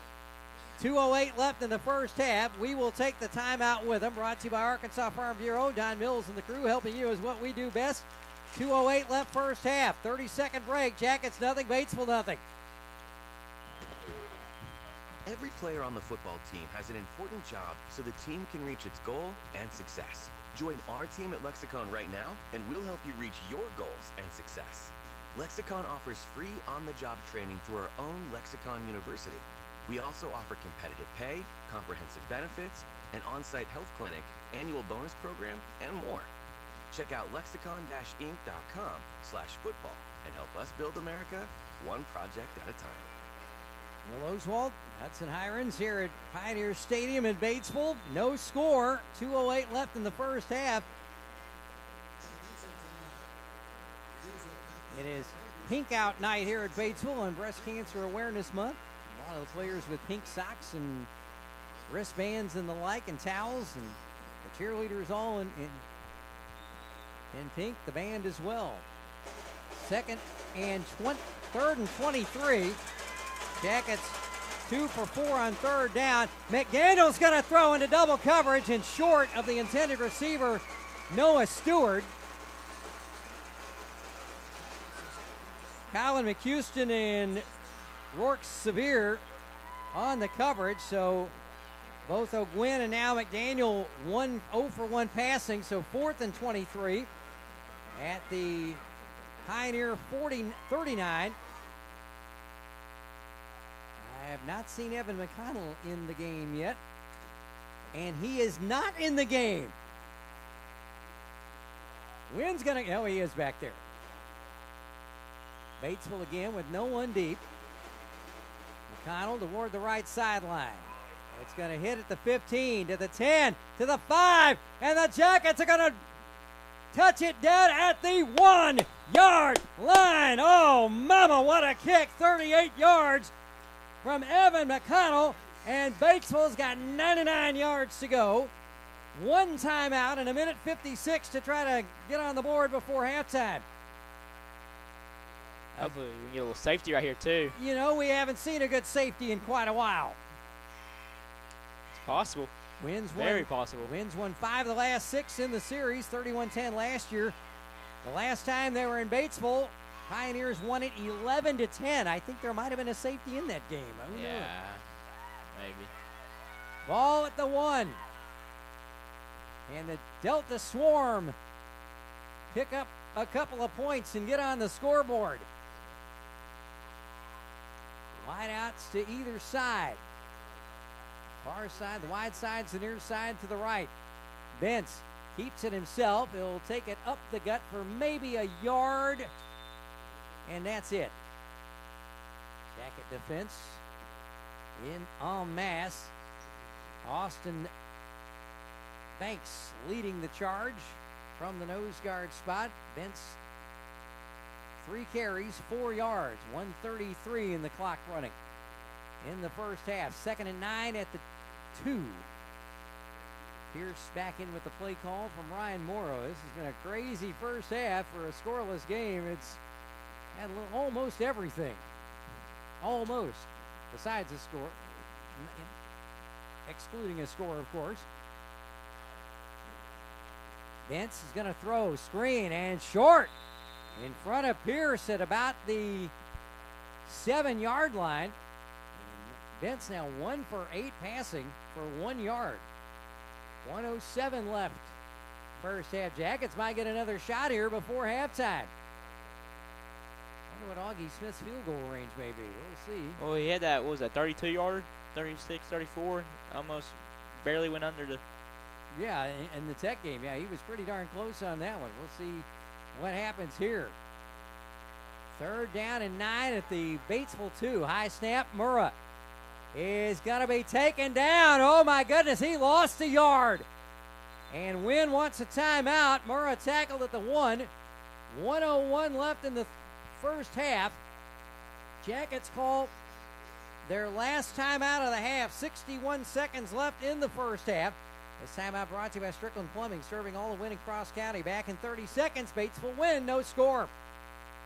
No matter where you are from, a big city, a small town, or somewhere in between, you'll find your place at the University of Arkansas. With a vibrant campus community, including the full Razorback and SEC experience, an unbeatable mix of academic excellence and outdoor fun, the U of A is the place to be. Learn from our world-class faculty, Benefit from our record scholarship funding for Arkansans and access resources to launch your future career. The University of Arkansas, your path starts here. Pittsford Ag halftime show coming up in just a moment. We have a 5A East score. The shutout streak is over. Brooklyn has found the scoreboard against Valley View, but at halftime, Blazers 28, Bearcats 6 in Jonesboro. Edwin Houston, Greene County Tech, Harding Academy at Paragould tonight. 4th down and 10 at the 1, and Jackson Elam just in front of the end line. They'll kick it almost straight down the field. It'll hit at the 42, roll to the 48 of Batesville. 47-yard kick for Elam. He's been their offense tonight, so to speak. Yeah. He's averaged, I'd say, close to 40, a long of 55. So the Jackets will have it with 49 seconds left in the first half. I feel like we come back that second half and fight a lot more, get the penalties out the way. Yeah, especially the two penalties that Wynne has, both majors. Batesville just needs to try to cut down on any kind of penalty. Oh, we can get down and get a field goal if we get close enough right down there. McDaniel from the shotgun takes the snap, 45. He's across the 40. He's going to be close to the first down. They're going to mark him about a half a yard short. 9 yards for super sophomore. 32 yards on 6 carries. Ball marked at the 39. 30 seconds left. 2nd down and a yard. McDaniel under center. He spikes the ball down. That'll count as an incomplete pass. So 2nd down and 1 at the Batesville 39. 21 seconds left in the half. Jackets have used their timeouts here in the first half. Batesville has 1 at their disposal. Left. Both of those called in the second quarter. There is the mystery man, number 33, who is not on our roster.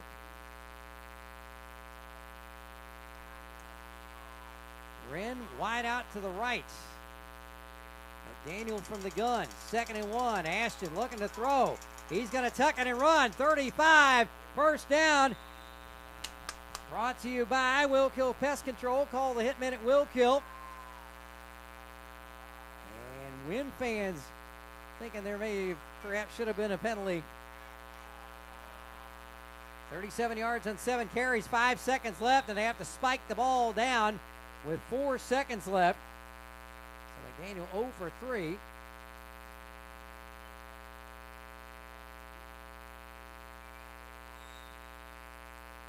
Officials timeout with 4 seconds left. Berlin Spencer and his crew have been very, okay. This is a good idea. Berlin Spencer, you see this a lot in rugby. I think of the legendary referee Nigel Owens getting guys together, say, let's have a chat. Come here, guys. We're going to settle this thing down. We're going to cut out all the jawing and all that, or we're going to start throwing flags, and there could be somebody asked to leave the proceedings. Yeah, I saw one get plowed over on our side. Looks like a late, but I guess I didn't call it. So good smart move by Verlin Spencer and the officiating crew. Wide out to the far side, the right side.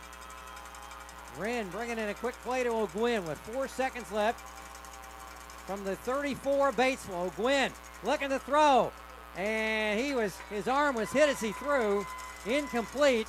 And that is going to end a very interesting first half.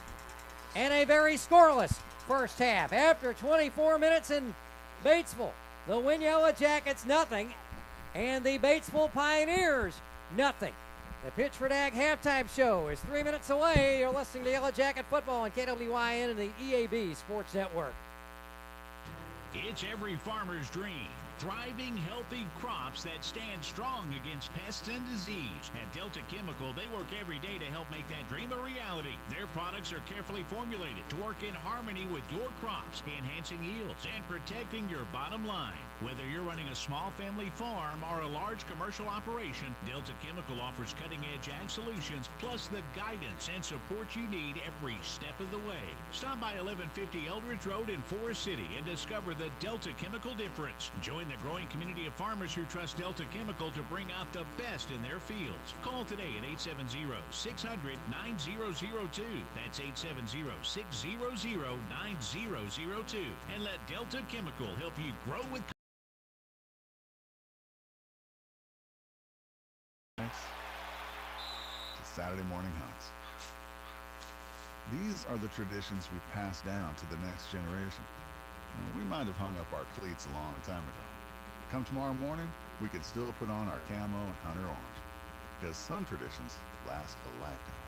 Get your hunting license and enjoy a season of memories, both on the field and in the woods. This message is brought to you by the Arkansas Game and Fish Commission.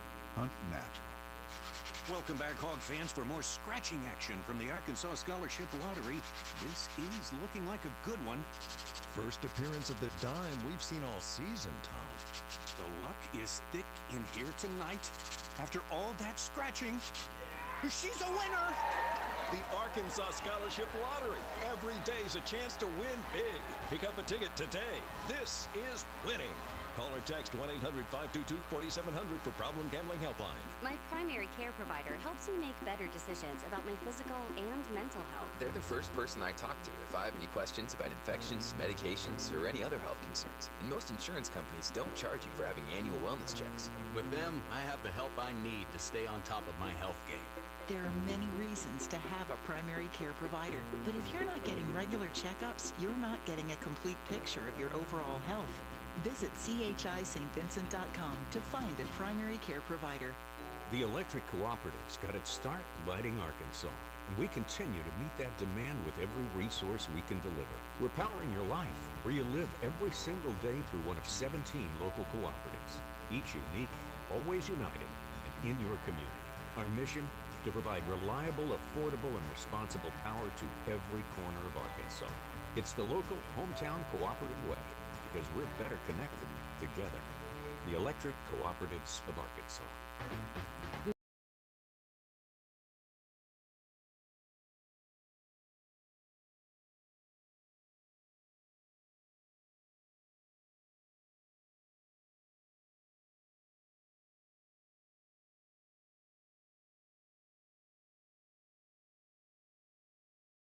Visit hsu.edu/aviation for additional information. At Pittsford Ag Services, we're farmers at heart, just like you. We know the land, the challenges, and what it takes to succeed.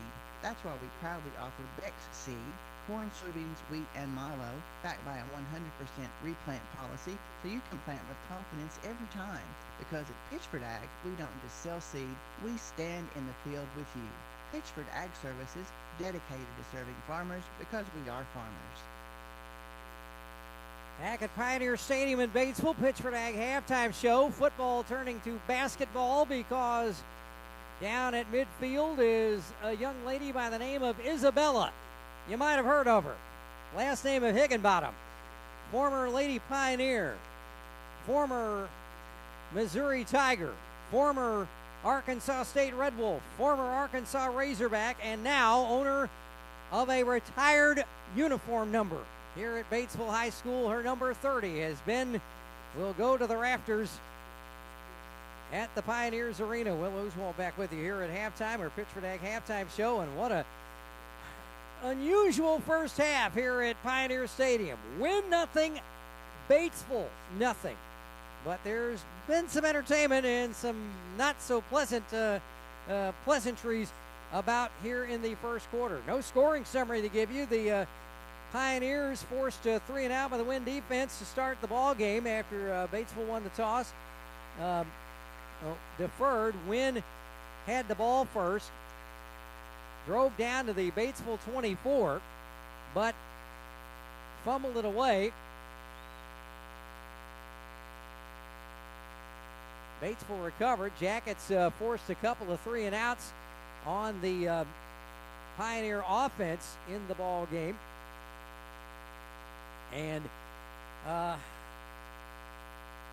the big leg of Jackson Elam for Batesville has really been their offensive weapon, so to speak. Evan McConnell's had some nice punts as well. We'll give you the stats here after our next break. There have been some penalties. There was a little scrap at about midfield late in the first half.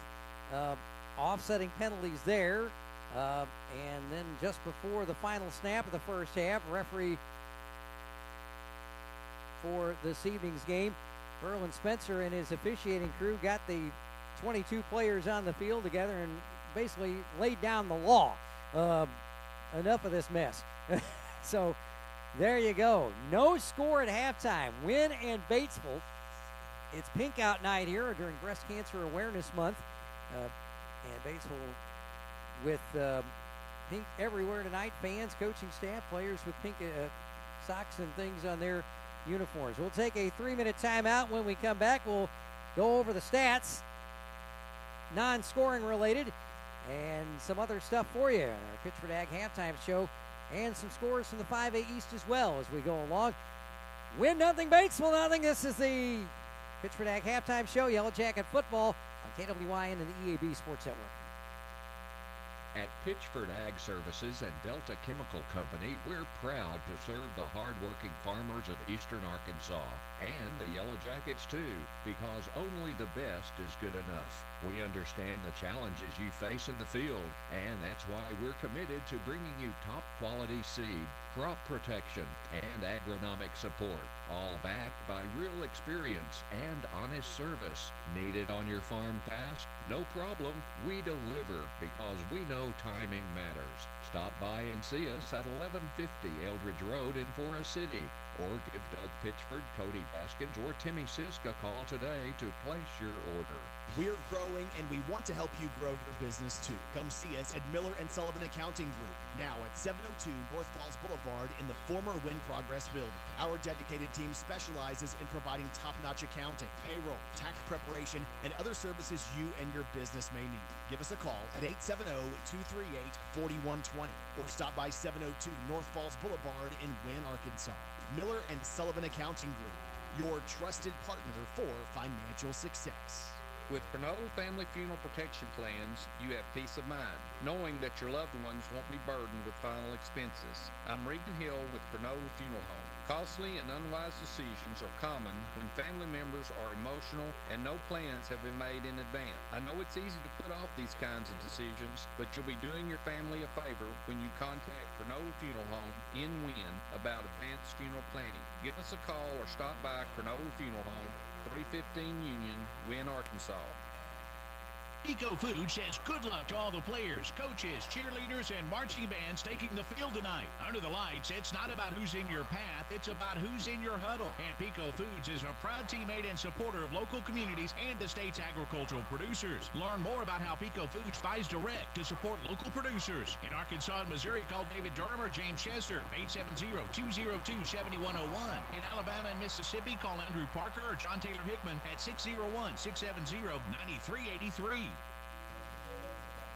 Wynne Apothecary, in business for your health since 1964.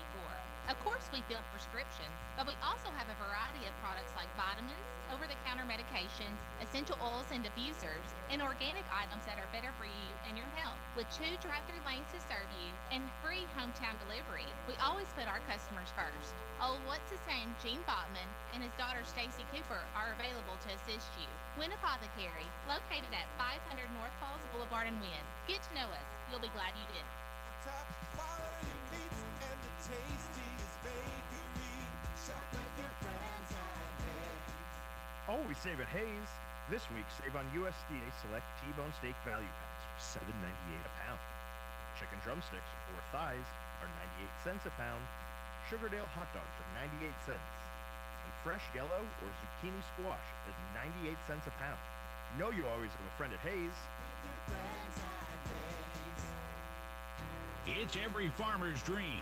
Thriving, healthy crops that stand strong against pests and disease. At Delta Chemical, they work every day to help make that dream a reality. Their products are carefully formulated to work in harmony with your crops, enhancing yields and protecting your bottom line. Whether you're running a small family farm or a large commercial operation, Delta Chemical offers cutting-edge ag solutions, plus the guidance and support you need every step of the way. Stop by 1150 Eldridge Road in Forest City and discover the Delta Chemical difference. Join the growing community of farmers who trust Delta Chemical to bring out the best in their fields. Call today at 870-600-9002. That's 870-600-9002. And let Delta Chemical help you grow with confidence. Well, Oswald back with you at Pioneer Stadium in Batesville. Wynne Yellow Jackets nothing, Batesville Pioneers nothing at halftime. In a big 5A East battle this evening, Jackets lead the overall series 24-16. They've won 5 of the last 6, including 31-10 last year at Yellow Jacket Stadium. Last time here in Batesville 2 seasons ago, Pioneers won that one 11-10. Want to say a big congratulations to the latest honoree of the Moore Heating and Air Conditioning Offensive Lineman of the Week for the 2025 season, as they reward the guys in the trenches all season long in Northeast Arkansas high school football. And Wynne has seen 2 of the last 3 winners of this award, and they'll see the other one in the season finale in November. They saw Valley View's Tyler Carver last week. He won the honors 2 weeks ago. This week's winner, Riley Hicks of Brooklyn, they saw him a couple of weeks ago at Yellow Jacket Stadium. And the one they haven't seen yet, but they will in the finale on November 7th, last week's winner, Nettleton's Sir Jonathan Freeman. That sounds like a mighty regal-sounding name. Our other winners on the season, Carter Couch of Pocahontas, DeMarcus Faison of Rivercrest, and Cason Simpson of Walnut Ridge. And a huge thanks to Moore Air Conditioning for their support of high school football and those offensive linemen. Stat-wise, here are the numbers. After 24 minutes in Batesville, Wynne with 9 first downs, 2 of those by penalty on a couple of offside penalties on Batesville on Wynne's first possession of the game.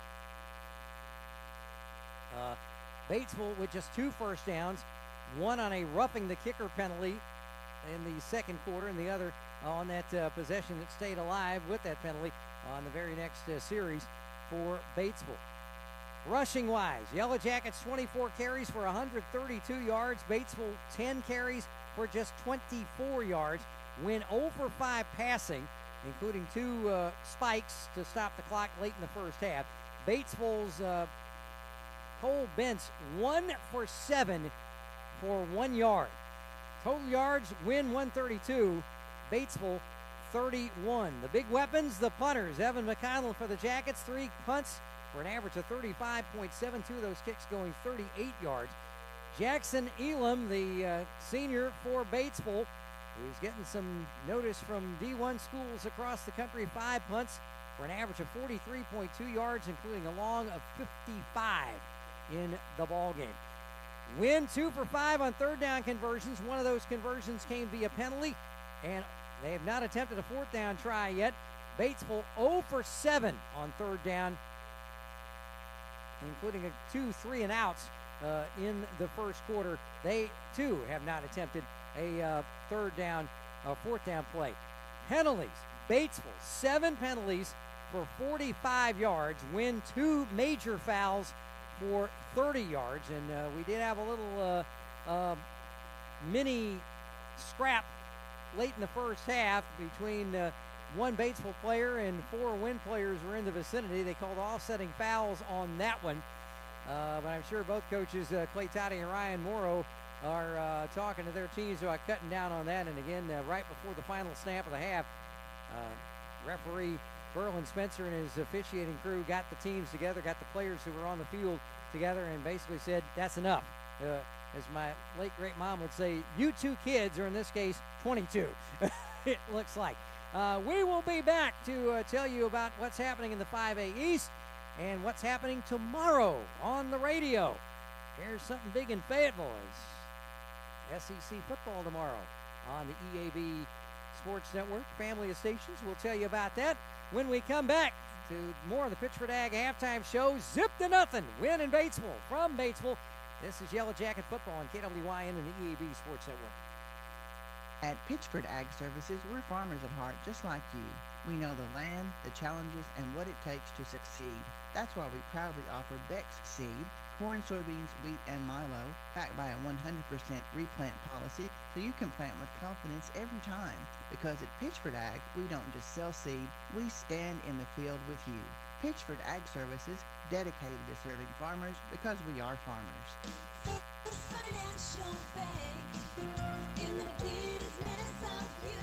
We're growing to serve you better. Hi, I'm Cheryl Brooks, new commercial lender at First Financial Bank, where we are dedicated to helping your farm succeed. Whether you're expanding your operations, upgrading your farm equipment, or planning for the season ahead, our crop loan solutions are built with you in mind. Stop by my office in Cherry Valley today. At First Financial Bank, we're in the business of you. Member FDIC and Equal Housing Lender.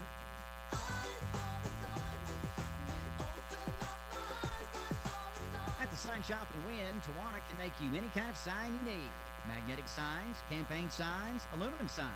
She does vinyl lettering, vinyl graphics, vehicle and window lettering, and banners of all types and custom t-shirts. So call Tawana, 870-238-0280, or go by the Sign Shop at 586 Highway 64B in Wynne. Call her at 870-238-0280. This is Don Mills, H Manager of Farm Bureau Insurance. We at Farm Bureau Insurance wish the jackets the very best. Stingham Jackets.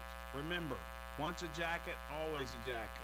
Be sure and call Farm Bureau Insurance for all your insurance needs. 870-238-7953. And remember, go Jacket. If going to a dentist is something that terrifies you, you are not alone. I'm Dr. Richard Toland, and I've treated many patients who have had fear and anxiety about going to the dentist. I simply give them the appropriate sedative, and as they relax, I can correct years of embarrassing and painful problems. For more information about sedation dentistry, call Toland Dental at 870-238-0400. With sedation dentistry, it is possible to relax and take care of your health at the same time. This is Bob Moore of Moore Air Conditioning. We love cheering on our Yellow Jackets on Friday nights. I remember hearing those cheers when I wore that number 78 jersey for the Wynne Yellow Jackets. Moore Air Conditioning is the only area HVAC business owned and operated by a former Yellow Jacket. So call us today for all your air conditioning needs at 870-238-3372 or find us online at moreac.com. That's MOHRAC.com. Go Jackets. At Pittsford Ag Services and Delta Chemical Company, we're proud to serve the hard-working farmers of eastern Arkansas and the Yellow Jackets too, because only the best is good enough. We understand the challenges you face in the field, and that's why we're committed to bringing you top-quality seed, crop protection, and agronomic support, all backed by real experience and honest service. Need it on your farm fast? No problem. We deliver because we know timing matters. Stop by and see us at 1150 Eldridge Road in Forest City, or give Doug Pitchford, Cody Baskins, or Timmy Sisk a call today to place your order. Back at Batesville, well, Oswald with you in our Pittsford Ag halftime show. Scores from around the 5A East. We gave you one just before the end of the first half. The Valley View shutout streak is over as Brooklyn got on the board in the first half, but they trail Valley View 28-6 at the break. The other games are also at halftime. Nettleton at home 7-3 over Greene County Tech. A little bit of a surprise.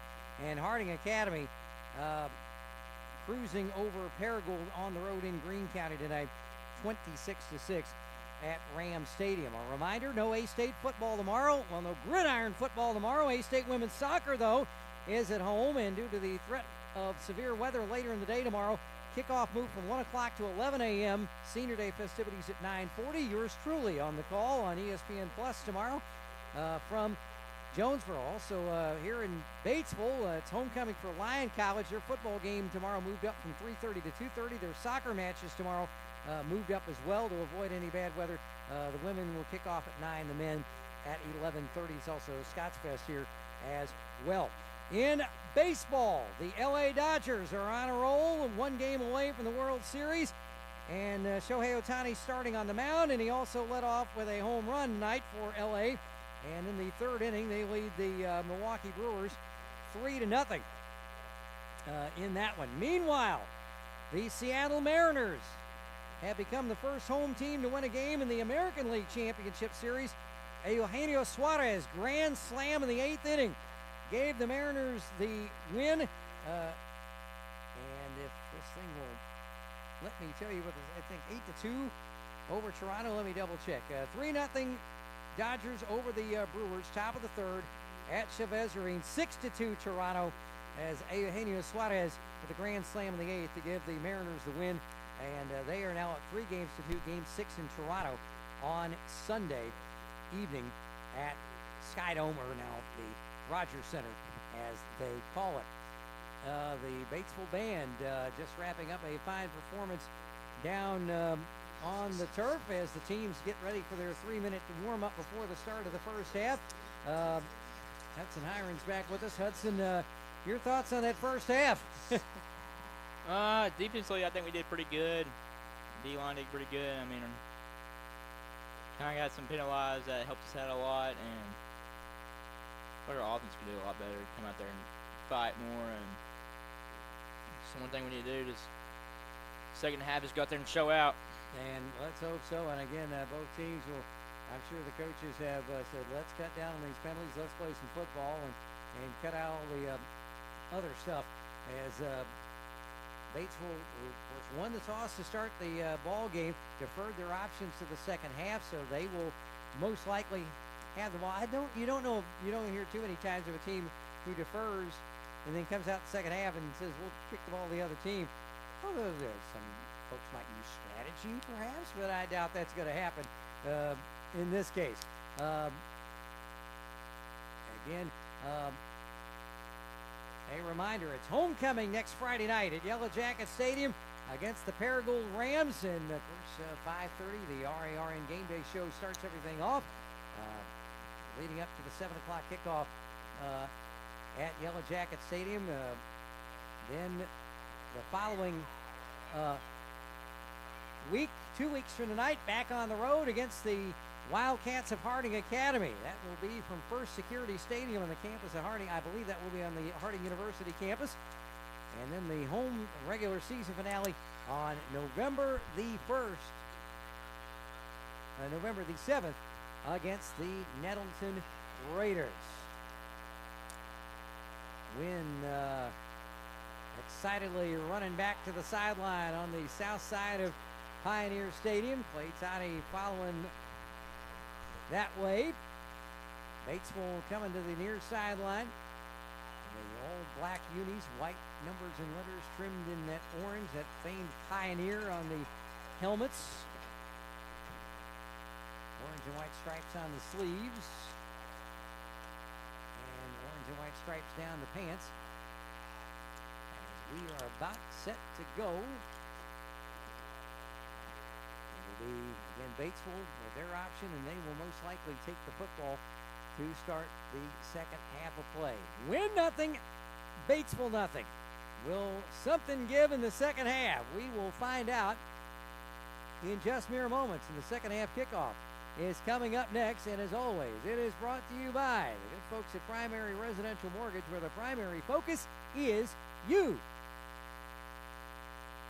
Want to stop paying rent and buy your own home but don't know where to start? Call Beverly Blanton with Primary Residential Mortgage at 870-238-1300 to discuss interest rates and qualification for a no down payment loan. Buying a home doesn't have to be complicated. Let Beverly help you get pre-qualified to confidently make an offer on a home just right for you. Contact Beverly at 870-238-1300 or go online at primeres.com/win. Primary Residential Mortgage, located in the lobby of Cross Bank in downtown Wynne. NMLS 115-2003. Equal housing lender. Go Jackets. T-shirt cannon being fired by the Batesville cheerleaders down below us. Augie Smith to kick it off to start the second half.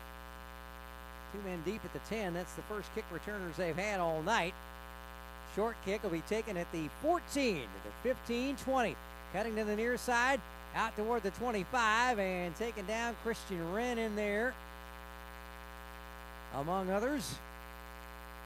And that return, courtesy of Ian Jones, a sophomore wide receiver and defensive back. Cole Bentz, the senior QB, B-E-N-T-Z if you're spelling at home. Ball right in the middle of the field at the 25. First Community Bank Field here at Pioneer Stadium. Wideouts, twins to the left side. I guess since it's the middle of the field, there's no wide or short side. Bentz hands it off to Murrah, and he might not have gotten back to the line of scrimmage. If he did, he barely did. And that was big number 54 on the tackle for the Jackets, and that is Case Hicks. That defensive line, Hudson, as you said, they have really came to play tonight. Murrah now 8 carries for 20 yards, as they say, no gain. Twins to the near side, the right side. Twins in the backfield. Bentz looking to throw to the sideline. It is dropped again, short again. In there in the coverage, Darian Tibbs. That one intended for Colin McHouston. They had 2 deep balls that they beat the Jacket defense on in the second quarter, but overthrew off the hands of receivers, and that's about the second or third ball that Bentz has thrown short. He's now 1 for 9 for just 1 yard.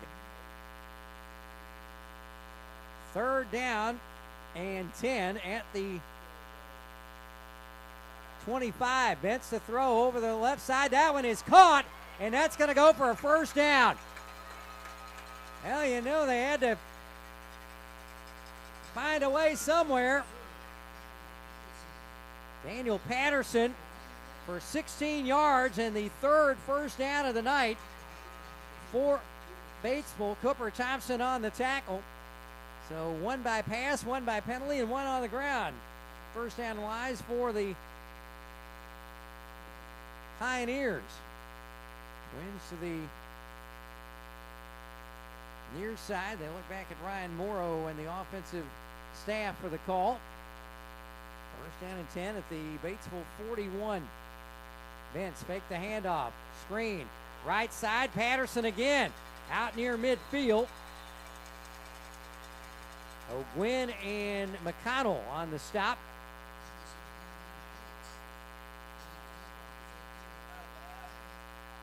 Gain of 8 and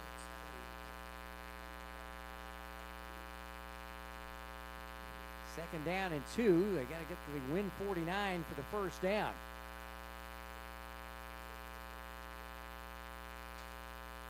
Pitch. Murrah, and he is stuck right there just as soon as he got that ball, and that was Darian Tibbs again. Woo! Stuck on him like Velcro.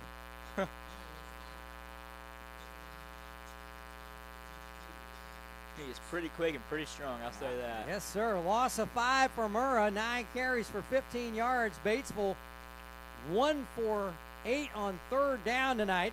They just converted earlier in the drive. Bentz toward the sideline to pick up the play. And now they come to the line. 9:52 left third quarter. 5 to snap. They better hurry. 4. They get it away. Bentz looks to the left side, and it is overthrown, intended for Ty Reynolds.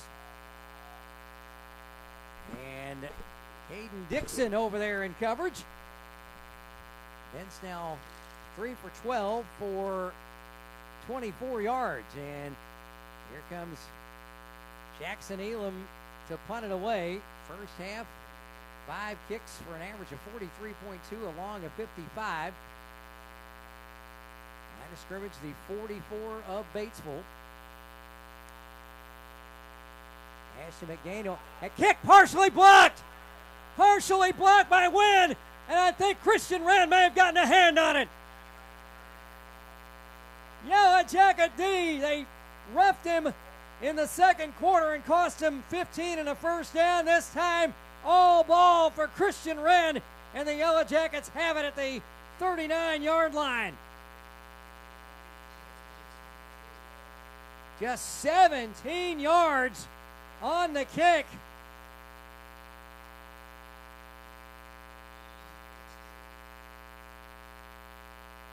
And Wynne with fine field position. They're going to mark it at the 40.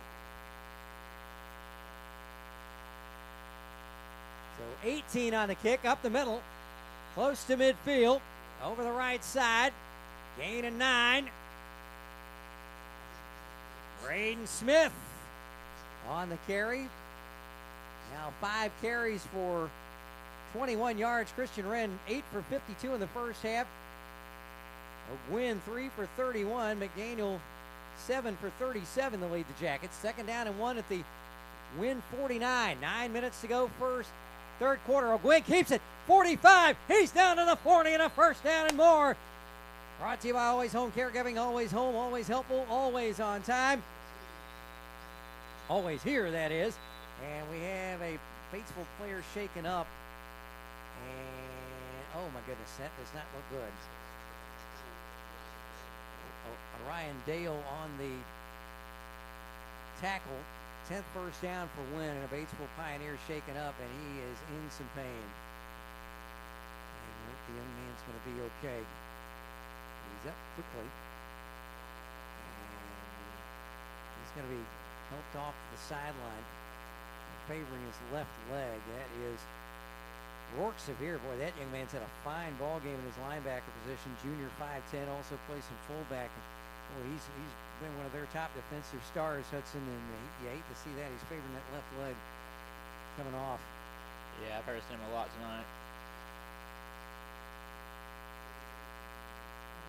They actually have a medical trailer back behind us, just behind the north stands here at Pioneer Stadium. Wynne locker room located down below us underneath the bleachers. Rourke Severe is going to placed on the table, and again, we certainly hope he's going to be all right. Jackets first down at the 40. Gain of 11 for O'Gwynn. 42 yards on 4 carries up the middle. Out near the 33. Got to the hole quick. Yeah, Grant Havner. Or Chase Havner, beg your pardon. Garcia on the stop. So Chase with his second carry of the evening. Gain of 9. And a flag. Offside Batesville, and another penalty. First down for the Jackets. The third time tonight Batesville's jumped offside and given Wynne a free first down. That penalty first down brought to you by Lanaw's Body Shop. Expect the best at Lanaw's Body Shop. 8 penalties for 50 yards for Batesville. Their own worst enemy. That's the old line from the Pogo comic strip way back in the day. We have met the enemy, and he is us. First down and 10 Jackets at the 38 of Batesville. Handoff left side, trying to cut up a hole. Through a hole is Braden Smith. He gets stopped there, goes back to his right, and then gets nailed right about the middle of the line. 8 minutes left in the third quarter in a scoreless game. You haven't missed anything. You haven't missed any scoring, folks. And Braden Smith, no gain on the play. Second down.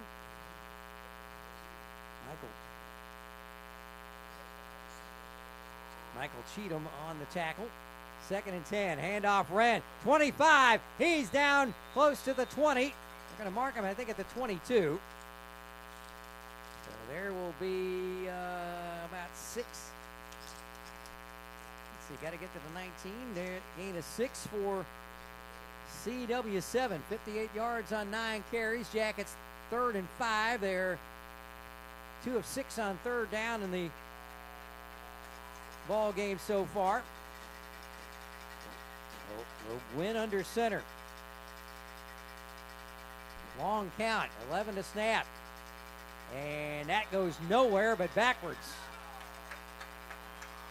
Think we can still go right here? And we'll go for it. Wynne a loss of 2. So Wynne now 2 for 7. Ball at the Batesville 30-25. It would be a 42-yard field goal from here, and the Jackets are going to go for it. Their first 4th down attempt of the night. Wynne fakes the handoff, throws left side. Smith off his hands and incomplete. And the Jackets turn it over on downs. Wynne 0 for 3 passing. 6:21 left third quarter.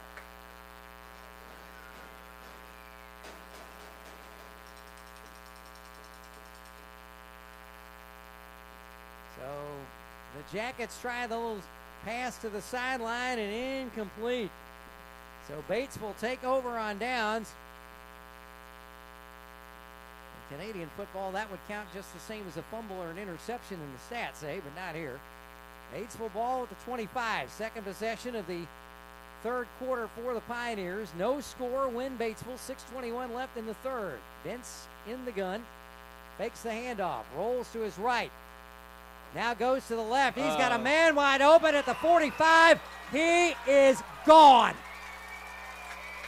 75 yards. Touchdown to Caleb Murrah. And just like that,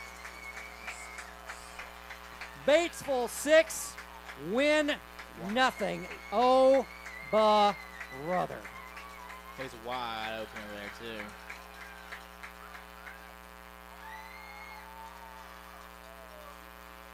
.608 to go, and one play after the turnover on downs. McHouston to hold for Jackson Elam. 6-0 Pioneers. They missed 2 passes over the deep like that in the second quarter. Couldn't get them. This time they hit it. Kick is up and good. 6:08 left in the third quarter. Batesville 7, Wynne nothing. Back in a minute. We're able to bring you Yellow Jacket football every Friday night thanks to our great sponsors like Arkansas Senator Ronald Caldwell. Senator Caldwell is a strong supporter of high school athletics and believes in its power to help develop our young men and women. Senator Caldwell proudly serves District 10, which includes Cross, St. Francis, Lee, Monroe, Woodruff, Jackson, Prairie, Arkansas, Poinsett, and Lone Oak counties. Senator Ronald Caldwell, proud sponsor of Wynne Yellow Jacket football.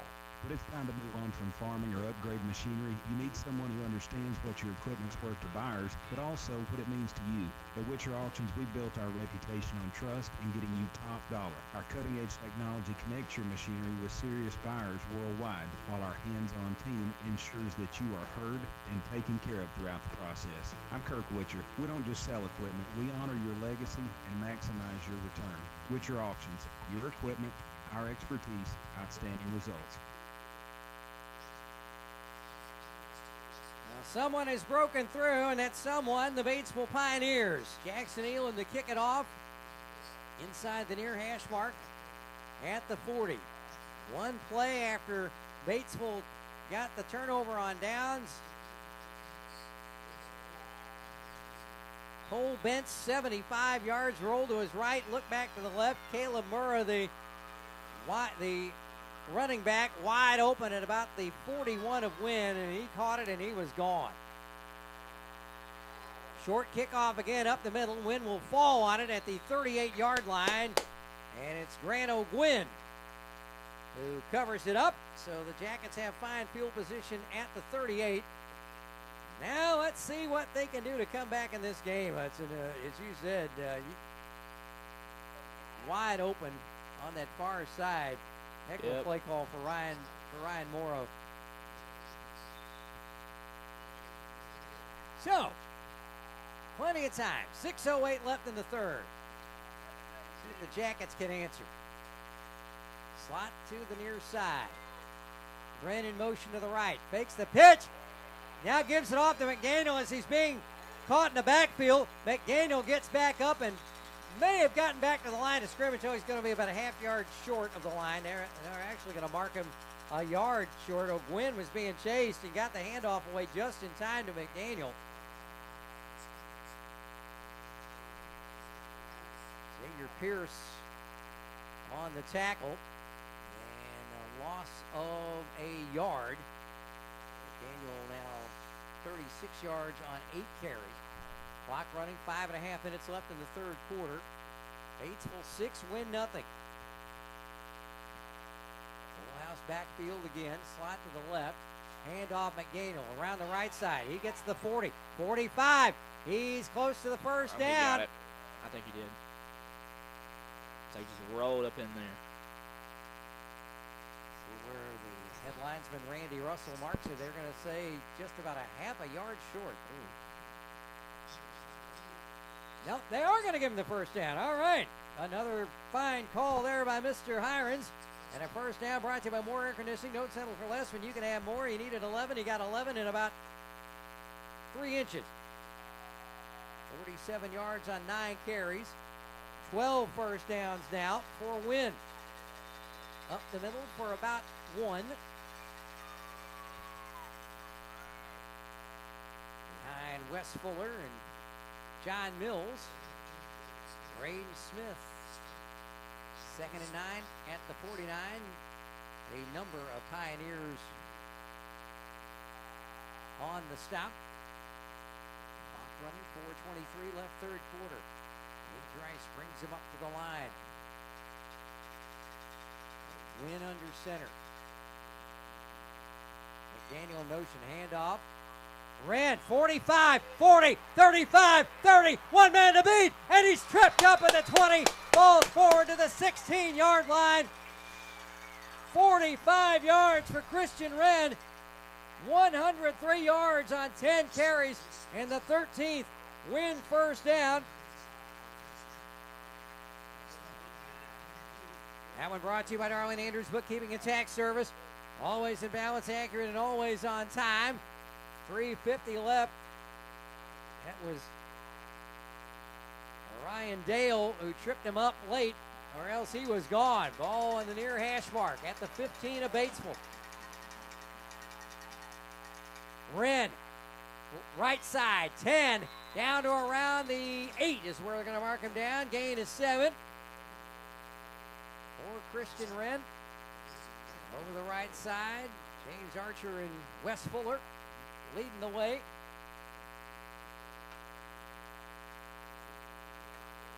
3:14 to go. 3rd down and 1.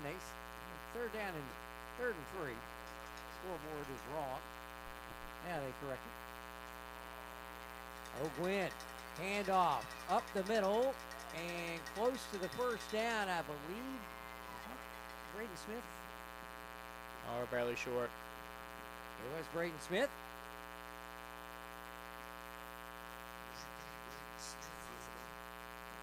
And they say he got the first down. Oh.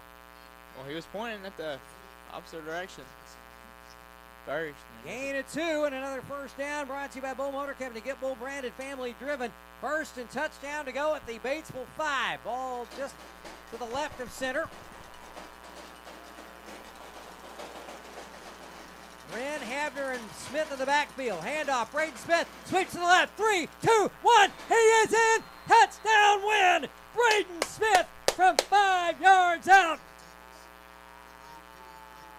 And the Yellow Jackets a point away from a 7-7 tie. 2:38 left in the third quarter.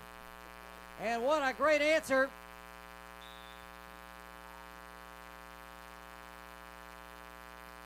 Augie Smith for the PAT. No, they're going to go for 2, it looks like. They do, and they get it to Smith on the pitch, and the Yellow Jackets take the lead on the 2-point conversion. 2:38 left in the third. Wynne 8, Batesville 7 back in 30 seconds. Hello, fall. Hello, football, tailgating, and cool morning walks. We all look forward to this time of year, so don't let a little neck or back pain spoil your fun. Dr. Greg Ungerank can get you ready for fall with a little spinal adjustment, spinal decompression, or cold laser therapy. At Ungerank Chiropractic Clinic, there's no appointment needed, so bring life to an old friend. You're back. Ungrant Chiropractic Clinic, 711 Eldridge Avenue in Wynne. Call 870-238-8210. And we didn't get to do this last week. That touchdown brought to you by Consolidated Grain and Barge, proudly serving the agricultural and transportation industries since 1969. And Hudson, as you mentioned, what a formation there. I don't think anybody was expecting that except the Yellow Jackets. Not at all. I guess I didn't see that coming right there. 8-7. Now, the last time these two teams played here in Batesville, it ended up 11-10. It could still end up that way. Although that time, Batesville was on the better end of that. Augie Smith to kick it off. High end over end, short be taken at the 18. To the 20, 25, not quite to the 30. Loose ball. Let's see who's got it. Oh, Batesville recovered. Boy, oh boy. Oh. Xavier Pierce fell on it back at the 22. They're actually going to mark it at about the 23, it looks like.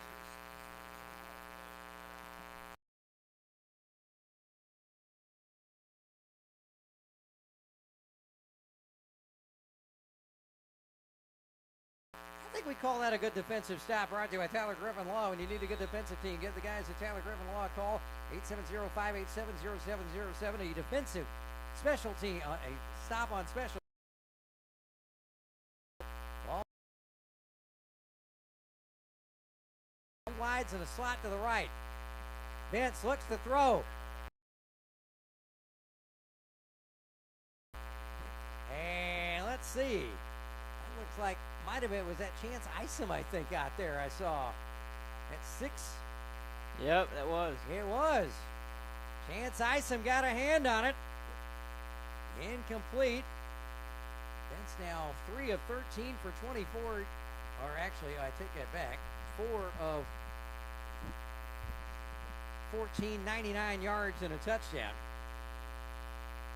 Second down and 10 at the Batesville.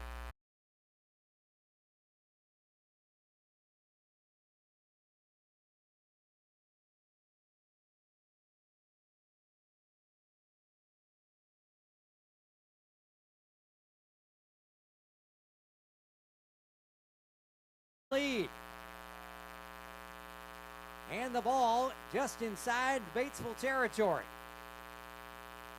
2:03 to go. Handoff. Braden Smith. What a fine game he's had. He's across the 45 to the 44. Gain of 5. The 5-yard touchdown run and the 2-point conversion to give the Jackets the lead. 2.5 minutes, or 3.5 minutes after Batesville hit the long bomb from 75 yards from Vince to Murrah. 1:38 left.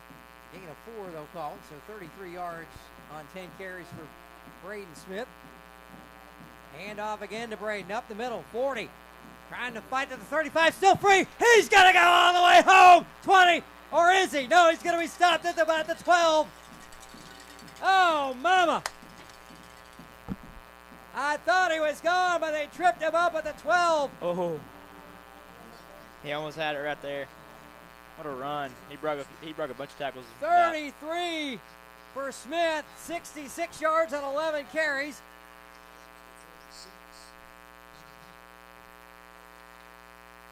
First down brought to you by Carrollton Funeral Home, your hometown funeral home since 1927. First and 10 at the Batesville 12. 1:08 to go in the third quarter. Handoff. No, fake O'Gwynn, and he's tripped up. No, actually, they got a pass complete. Was that a pass? I don't know. It was, yeah, it was. 1 yard loss. Wingo on the catch on the little screen out to the right. Second down and 11 at the Batesville 13. So the first completion of the night, albeit from minus yardage. 29 seconds left, 9 to snap. Could be the last play of the third quarter. Handoff, Wynne. Wynne still on his feet. And he got back to the line of scrimmage and no more. And we are going to hit three-quarter time, it looks like, unless the Jackets decide to rush up to the line. They will not. Gain of 1. And that's the end of the third quarter. Batesville striking on a 75-yard touchdown pass, but Wynne answers on a 5-yard run from Braden Smith and a 2-point conversion. Three-quarter time, Wynne 8, Batesville 7, back in a minute on KWIN and the EAB Sports Network. Darlene Andrews Bookkeeping and Tax Service has the experience you require to reach your business goals. Her services include bookkeeping, payroll, tax preparation, and more. She values her clients and can customize solutions just for you. Call Darlene Andrews Bookkeeping and Tax Service, 870-238-3732. Leave the number crunching to her so you can focus on growing your business. Accurate, on time, and always in balance. Darlene Andrews Bookkeeping and Tax Service, 303 East Merriman in downtown Wynne. Out with the old and in with the new. As the seasons change, so does our inventory at County Line Irrigation. There is no need to wait. You can find what you need before everything gets picked over. If you want it, there is a chance we have it at County Line Irrigation. Before you drive to Jonesboro or Memphis, shop local and see what your local businesses have to offer. That's County Line Irrigation, located on Highway 1, 5 miles south of Wynne. Come and see us or give us a call at 870-238-5500. That's a store that is so much more, where you'll find friendly spaces with smiling faces. Well, Oswald Hudson Hirons at Pioneer Stadium in Batesville, 8-7 win. 12 minutes to go in regulation time, and that 2-point conversion, the difference. Wynne will have it 3rd down and 10 at the Batesville 12-yard line to start the final quarter of regulation time. Full house backfield. McDaniel under center. He's going to keep it himself. He throws to Habner. He's got it. Touchdown! Yellow Jackets. Ashton McDaniel, 12 yards to Chase Habner. Touchdown, Jackets. Brought to you by Consolidated Grain and Barge, proudly serving the agricultural and transportation industries since 1969. How about that play call, Hudson? That was really good. Rolled out right there and got it in there. And a first down also, because we're at the 12. That first down brought to you by Arkansas Farm Bureau, helping use what we do best. 11:53 left in the fourth. Augie Smith with a PAT. Down, kick, up, it's good. 11:53 left in the fourth quarter. Wynne 15, Batesville 7, back in 30 seconds. Out with the old and in with the new. As the seasons change, so does our inventory at County Line Irrigation. There is no need to wait. You can find what you need before everything gets picked over. If you want it, there is a chance we have it at County Line Irrigation. Before you drive to Jonesboro or Memphis, shop local and see what your local businesses have to offer. That's County Line Irrigation, located on Highway 1, 5 miles south of Wynne. Come and see us or give us a call at 870-238-5500.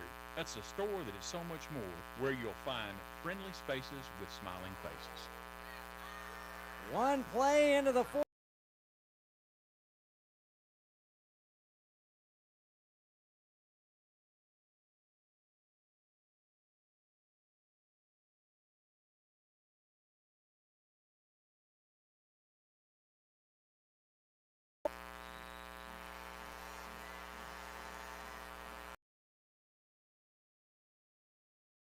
If it gets that far. It may get that far. Picked up at the 17 on the far side.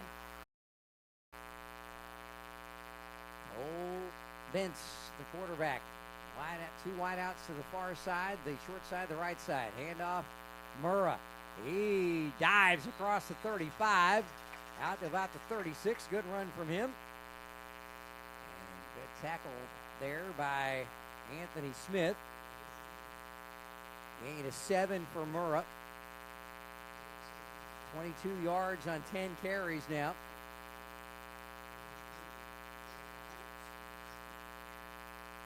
Tibbs on the tackle, actually. Smith was in the neighborhood. 2nd down and 3 at the Batesville 36. 11:15 left in regulation. Wins to the near side, the left side. Handoff Murrah. And he's going to be stopped about a yard short.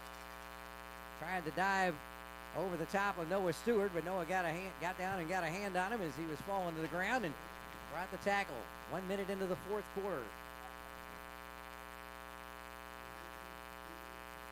Cooper Thompson also in on the tackle. Boy. Caleb Wynne, Wynne Fumble Club Player of the Game tonight. Could be a very interesting choice. We'll see what happens. 3rd and a yard for Batesville. They are 1 for 10 on 3rd down, and the Jackets stop them short. Wynne stops them short.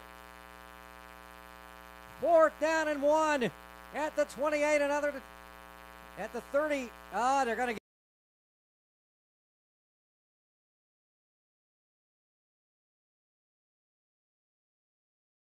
Batesville's 5th first down of the night. Thought the Jackets had him, but he squirted through and got to the 40. 10:23 left in regulation time. Batesville now 2 for 11 on 3rd down tonight. Vince fakes the handoff, rolls a little to his left, now down the middle, and there's going to be some major league pass interference on the Jackets. The official on the near side called it, and it was a good call intended for Murrah. That's the first penalty on Wynne in the second half, and that's going to be 15. And again, it's not an automatic first down on defensive pass interference anymore, but the penalty yardage will give the first down to Batesville. That was about as obvious as Ramsey Mountain. Use the local terminology instead of Mount Everest.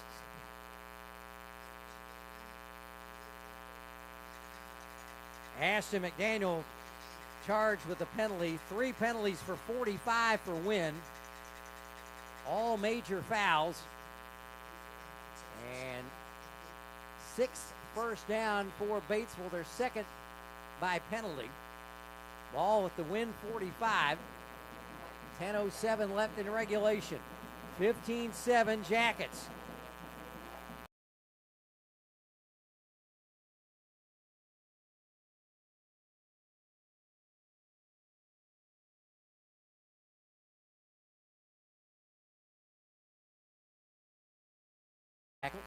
Gain of 4. 11 carries for 26. Man is a sophomore. Well, they'll be glad to have him for a couple more years. Ball at the Wynne 42. 9:39 left in regulation. Pioneers with the ball, trailing by 8, 15-7. Wynne wideouts near side, the left side. Vince rolls left. Throws back across his body. It's complete to McHouston, and a late flag. Are you kidding me? Are you kidding me? They called that. Come on. I don't think that was late at all. It was very close.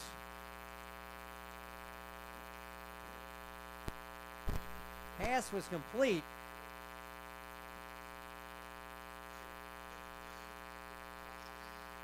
Ashton McDaniel, his 2nd major foul in 3 plays. And they 15 yards? Yeah, late hit out of bounds apparently is what they're going to call. Not giving that personal foul. Goes to the 19. The 13 yards on the pass completion.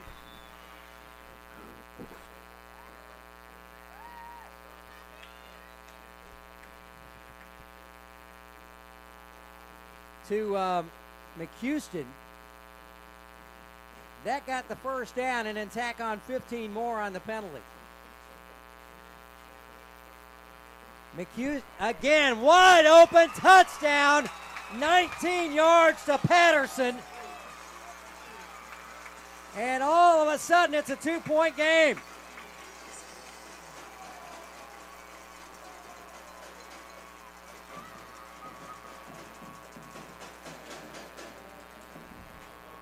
Six for 17, 130 and 2 touchdowns, 9:17 to go.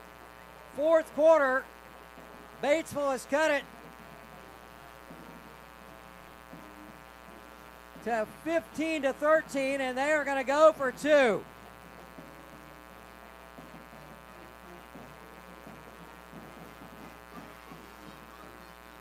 All on the 3-yard line. Pioneers going for 2 in the tie.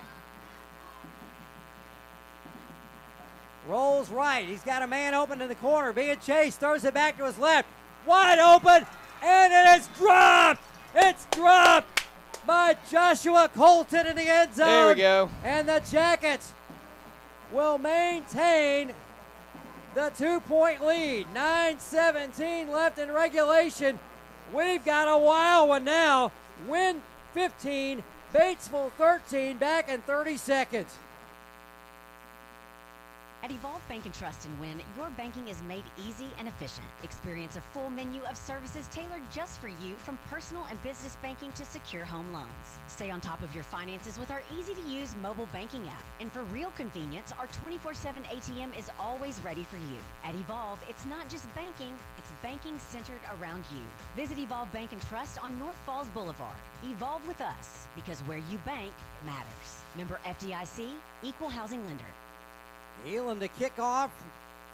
Jackets with the 2-point advantage after Batesville failed on the 2-point pass play. What a wild second half we've had. From about the middle of the third quarter on.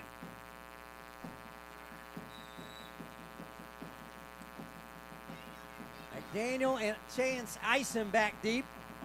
McDaniel with the 5, Isom at about the 12. Elam, end over end. That is going to go into the end zone for a touchback. We haven't seen too many of those this year. I can't remember seeing any this year, to be honest. Wynne will have it at the 20. 9:17 left in regulation time. Hold on to your hats, your pants, your DVDs, whatever you can grab a hold of, your significant other.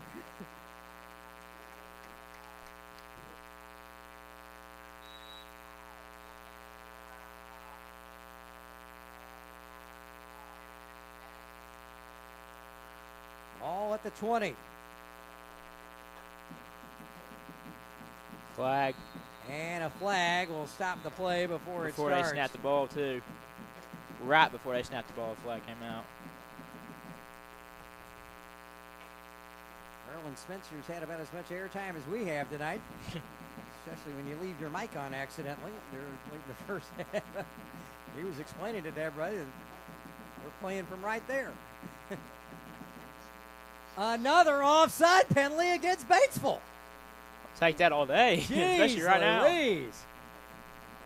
9 penalties, 55 or 1, 2, 3, 4, 5 offsides and a false start, and then a couple of holding calls thrown in. Ryan Morrow is going to be, that's going to be a major point of emphasis heading into their game next week, that is for sure. 1st and 5 Jackets at the 25. More free yards for Clay Toddy and the crew. Hand off on a sweep. Wren, he's got the first down, 30-35. No, it's McDaniel out to the 36. Yep, that's McDaniel. Gain of 9 for number 25. 56 yards, 10 carries. First down brought to you by Strickland Plumbing, serving all the Wynne and Cross County. 16 first downs tonight for the Jackets. And keep that clock rolling, just like Rawhide. 9 minutes to go in regulation time. Wingo coming in with the play from the sideline. Gage Rice bringing him up to the line. What an entertaining second half this has been. 15-13 win. Stewart in motion to the left. Handoff up the middle, a little over the left of center to the 43. 1, 2, 3, 4, 5, 6. For number 7. Wren, 120 yards on 13 carries. He cannot be our Wynne Fumble Club Player of the Week. He won that in the Forest City game. 1 to a customer. Second down and 3. 8:14 left in the fourth. Ball at the Wynne 43. Handoff, right side, 45. Wren, first down. He's going to take it to midfield. Carried Xavier Pierce with him. And that Jacket first down brought to you by Will Kill Pest Control. Call the hitman at Will Kill.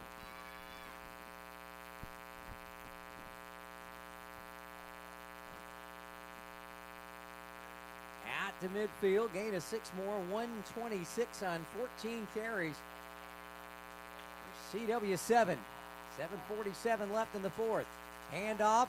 Braden Smith up the middle to the 45, to the 40. Still on his feet. He's going to be they're going to give him the 40. Forward progress before he shoved back a couple of yards. Close to another first down, and it is another first down. 70 yards, 12 carries for Braden Smith. First down, number 18 for the Jackets. Brought to you by Always Home Caregiving. Always home, always helpful, always here. Keep that ball on the ground. Keep that clock rolling. I'm guaranteeing you that's what Clay Toddy and crew are saying. 15-13 Jackets in the fourth in Batesville. Looking to go 2-2 in the conference. Moving on the Batesville line, but they stayed put this time. 10 to snap. Wynne hit as he handed it off to the first man through. Wynne, they say Wynne kept it. And they're going to mark him a 2-yard loss. 40 yards on 5 carries. Third down and 3 at the Batesville 43. Jackets are 2 for 7 on third down tonight. Batesville fans, as you can no doubt hear, trying to implore their defense. Maybe Wynne can quiet them down. Smith does. First down out to the 37. Gain of 5. 75 yards on 13 carries. 19th first down for the Jackets. This one brought to you by Lanaz Body Shop. Expect the best at Lanaz Body Shop. Out to the 38. 6:15. Clock continues to roll. Coming in with the play from the sideline is Cooper Thompson. He's going to come out as a slot to the right side. 6 minutes gone. 6 minutes left in in the fourth quarter. Wynne. Handoff. Wren almost tripped up behind the line of scrimmage. Stays on his feet. Gets out to the 35. Gain of 3 more.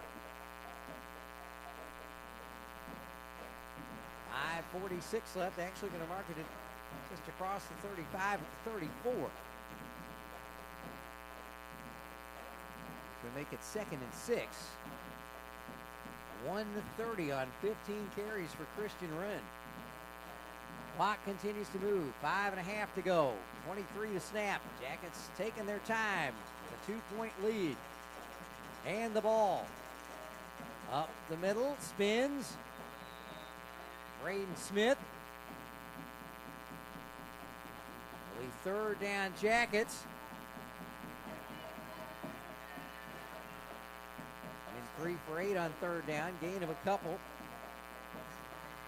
for Braden. 77 yards on 14 carries. 4:53 left in regulation. Batesville fans again. Stomping the bleachers. Handoff. McDaniel. First down and more. 25. Down to the 20. A gain of 13 and a first down for Ashton McDaniel. 69 yards. 11 carries, the 20th first down of the game for the Jackets. This one brought to you by More Air Conditioning. Don't settle for less when you can have more. And actually mark them down at the 21. So a gain of 12. 68 yards on 11 carries now. First and 10, 4:27 left in the fourth. Jackets 15, Batesville 13. Wynne keeps it himself up the middle. And he's brought down after a gain of 1, 2, 3. 43 yards on 6 carries for the Yellow Jackets junior quarterback. 4:08 to go and the clock running. Jackets continue to keep it on the ground. Thompson bringing the play call in again. 3:55 left in regulation time. 2-point win lead. 2-point conversion, the difference in the game. Pitch, right side, 15, down to the 12, 13-yard line, a yard short of the first down. Timeout called by Batesville with 3:38 left in the fourth quarter. First timeout call from either team in the Both of which second have timeouts left. half. And this timeout brought to you by Darlene Andrews Bookkeeping and Tax Service. Always in balance, accurate, and always on time, and always making sure we get paid. 3:38 left in the fourth. Wynne 15. Batesville 13. Back in 30 seconds. This is Tyler Griffin. I'm an attorney with an office located in Wynne, Arkansas. My law firm offers representation for a range of practice areas such as business and corporate law, property, probate, estate planning, trusts, agriculture, and also provide representation for hunting clubs and outfitters across the Delta. If you need legal counsel, please consider giving my office a call at 870-587-0707 or check us out at www.tagriffinlaw.com. Scoreboard had us a little confuzzled for a moment. They actually had the score 15-14. We knew better, and they said, oops, sorry about that. Somebody's finger got a little itchy there, and it's back to 15-13. Valley View, 48-14 final over Brooklyn. They go to 4-0 in the conference. Third down at 3, pitch to Wrenn. Wrenn, first down at the 10. He's at the 5 and knocked out of bounds. A gain of 9 for Christian Wrenn. First down brought to you by Bull Motor Company. Get Bull branded, family driven. 21st first down of the night for the Jackets. Wrenn 135 on 16 carries. First and goal, Wynne at the 5. They could make this a 2-score game with a converted touchdown.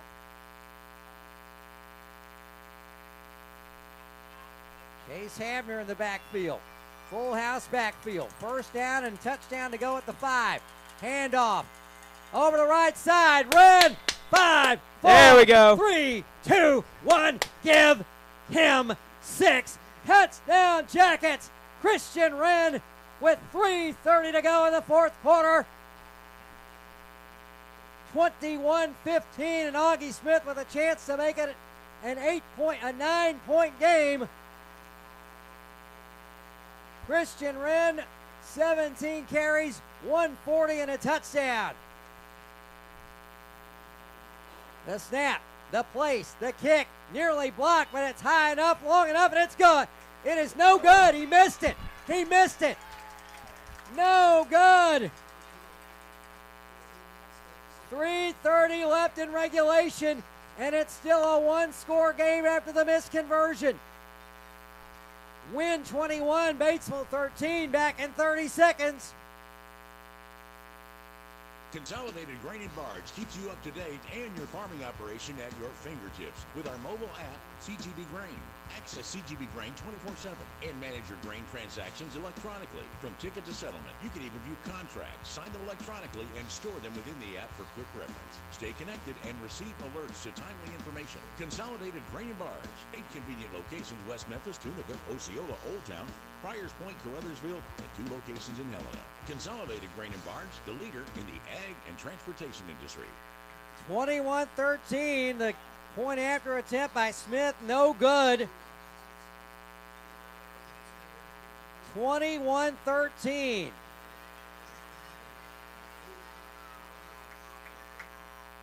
Batesville with a chance to tie it on this possession. Valley View 48-14 over Brooklyn. Harding Academy beats Paragould 26-6. High kick taken at the 8. Middle of the field, coming to the near side to the 20, 25, down to the 30. Good return for Batesville's Michelle Garcia. Mishael is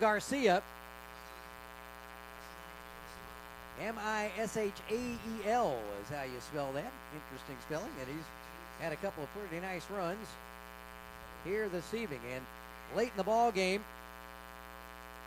it is Nettleton 28-3 over Greene County Tech with just under 3.5 to go. Batesville, 2 timeouts, the ball at their own 30. 3:25 left in regulation time. Double wideouts to the right, 1 to the left. Throw to the near side, screen complete out to the 35-37 yard line.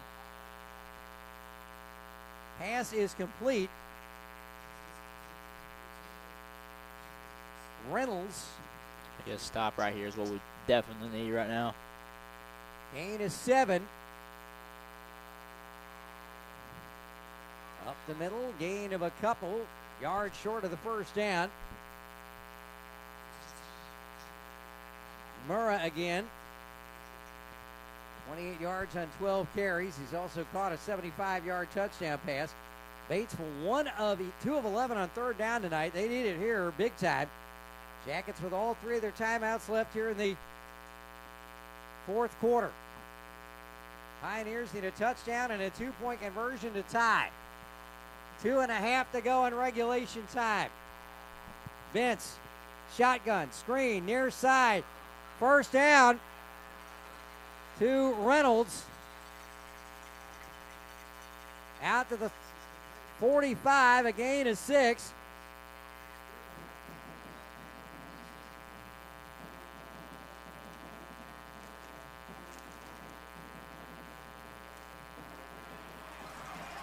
And a pass complete. 10-5 touchdown. Batesville, they hit another big one. 55 yards. Did you happen to see that's 55 yards to Patterson with 2:10 to go in regulation.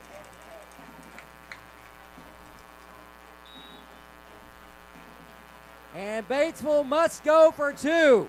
Yeah, they sure do. 21-19, another long bomb. That one from 55 yards. And we will see that onside coming too.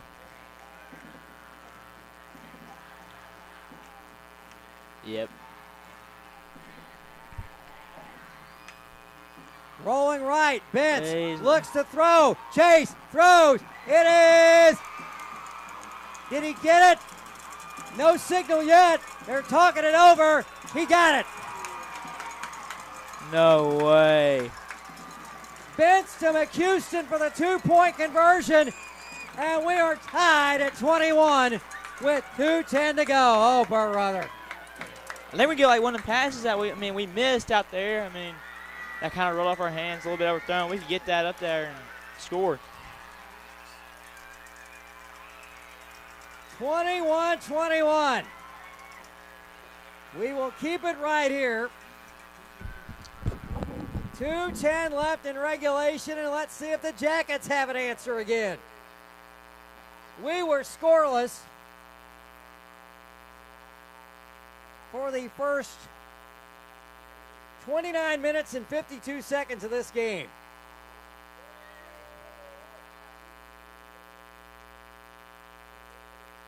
I think it was a little toe tap.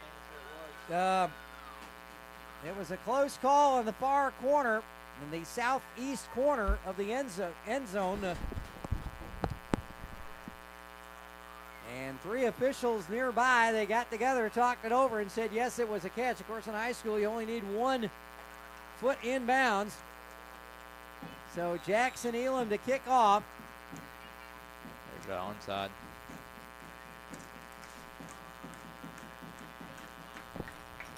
Chance Isom, Ashton McDaniel deep, standing at about between the 10 and the 12. Elam. And over in. That's going to be another touchback. He didn't get it. So Wynne will get it back at the 20. 2:10 left in regulation. All 3 timeouts.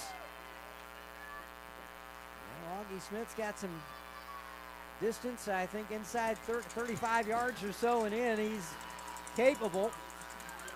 If they can get down that far. Batesville 2 timeouts remaining. I mentioned in the Tech game, I have never called an overtime football game in high school in my entire, or any football game, any level, ever. We almost had one at Tech. We might have one here. Handoff right side from the 20 to the 25, maybe the 26. That is Christian Wren. 1:58 left in regulation time. Can't really see how much timeouts we have left. All 3. There we All go. 3. Using wisely. Gain of 6, 146 on 18 carries. Jackets not in a hurry, but they're back to the line. Hand off McDaniel. McDaniel, first down, 30, 35, 40, 45, 50. Hey, he's got to go all the way home. Wynne, touchdown. 60, 74 yards. Ashton McDaniel, Wynne back in front. Oh, mama.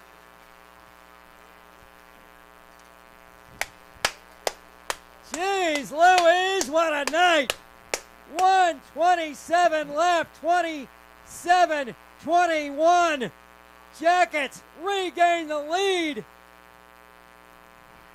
What a play by the sophomore right there, too. And the left side of the line, Mills, Moore, and give Gage Rice a little love at center as well. Cut to the left just a tad. And now Clay Toddy sending in a player. They may go for 2 again. Up. We got a timeout. Stoppage by the officials here. Not sure. And the officials are going to talk something over here. 74 yards, Ashton McDaniel. There's no way. They're not going to call it back.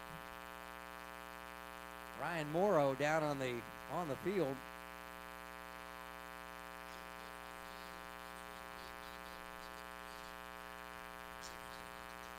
An unsportsmanlike conduct call against Avery Fingo of Batesville.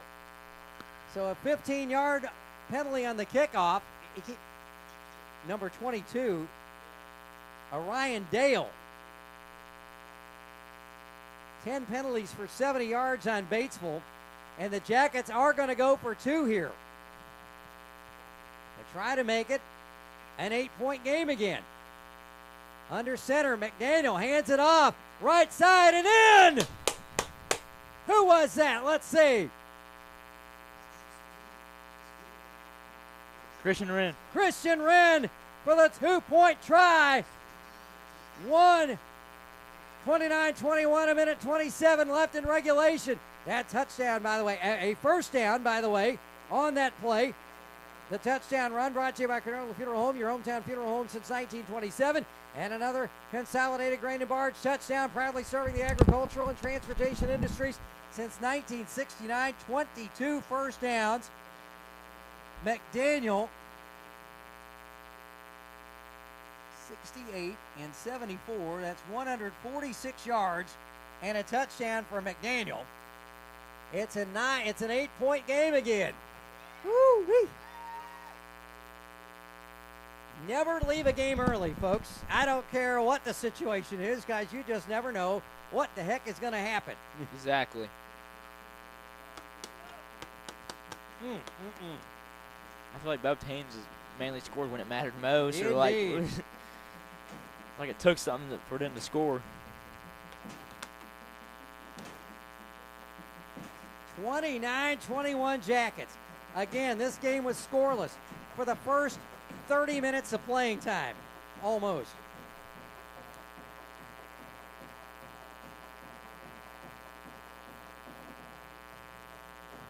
Jackets still on the sideline. 1:27 left in regulation. Woo-wee. Crossroads Community Hospital postgame show coming up.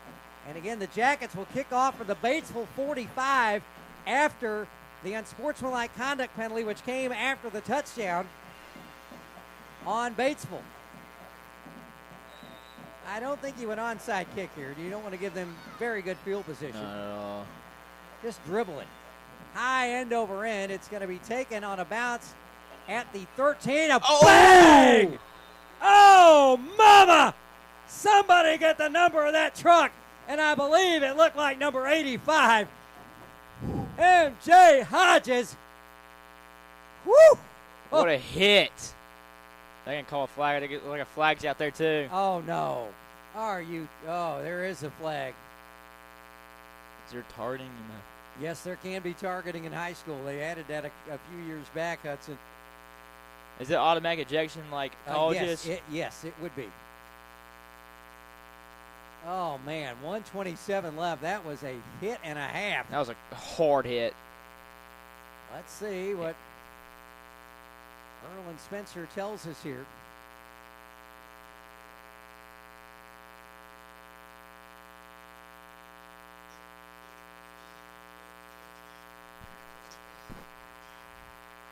Ashton McDaniel has been called for targeting, and he's ejected from the game. Oh, no.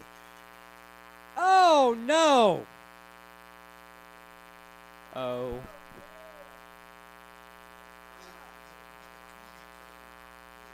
.22, it's Darian Tibbs who's been ejected.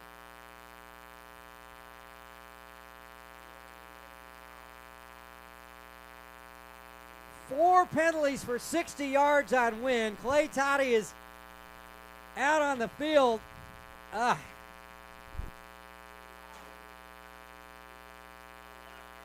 They originally said it was against Ashton McDaniel, but now they're saying it's Tibbs, and now they're going to talk it over some more here.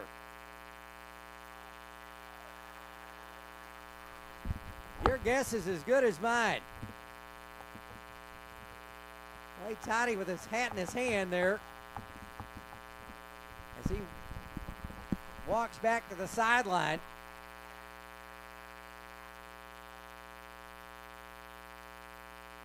The officials are talking it over some more. Again, a targeting penalty assessed to Darian Tibbs after a whale of a hit on the kick returner, who picked it up on a bounce at about the 13-yard line.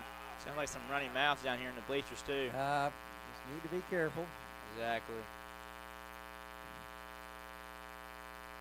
1:27 left in regulation, 29-21. And now all six officials are going to get in on the conversation. And I don't know. Let's see.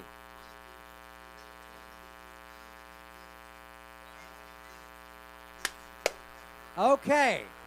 Targeting without an ejection. Well, that's good news for Darian Tibbs. But it's still a 15-yard penalty on the Jackets. 4 major fouls tonight for 60 yards, and Batesville will have good field position. Decent out at the 28. Oh, my goodness. Can't wait to hear what Clay Toddy has to tell us about all that in the Crossridge Community Hospital postgame show, which is coming up soon. You know, you see that a lot in college, too. But, of course, in college, and it's an ejection. So, no ejection. First down and 10, Batesville at the 28. Bentz fakes one way, throws it to the near side, and overthrows the intended receiver, Patterson, or Reynolds, beg your pardon.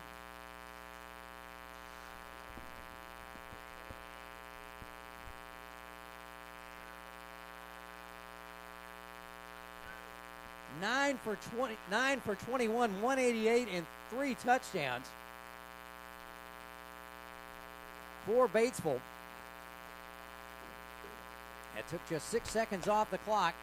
2nd and 10 at the Batesville 28. Pioneers ball, 1:22 left. They have 2 timeouts left in the second half.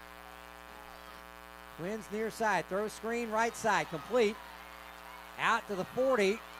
Breaks one tackle to finally taken down at the 48. A gain of 20. And a Batesville Pierce, just his second catch of the night for 21 yards. Batesville quickly to the line. Mark him at the 45 or the 46. Hence near side. Wide open, diving catch, complete to McHouston.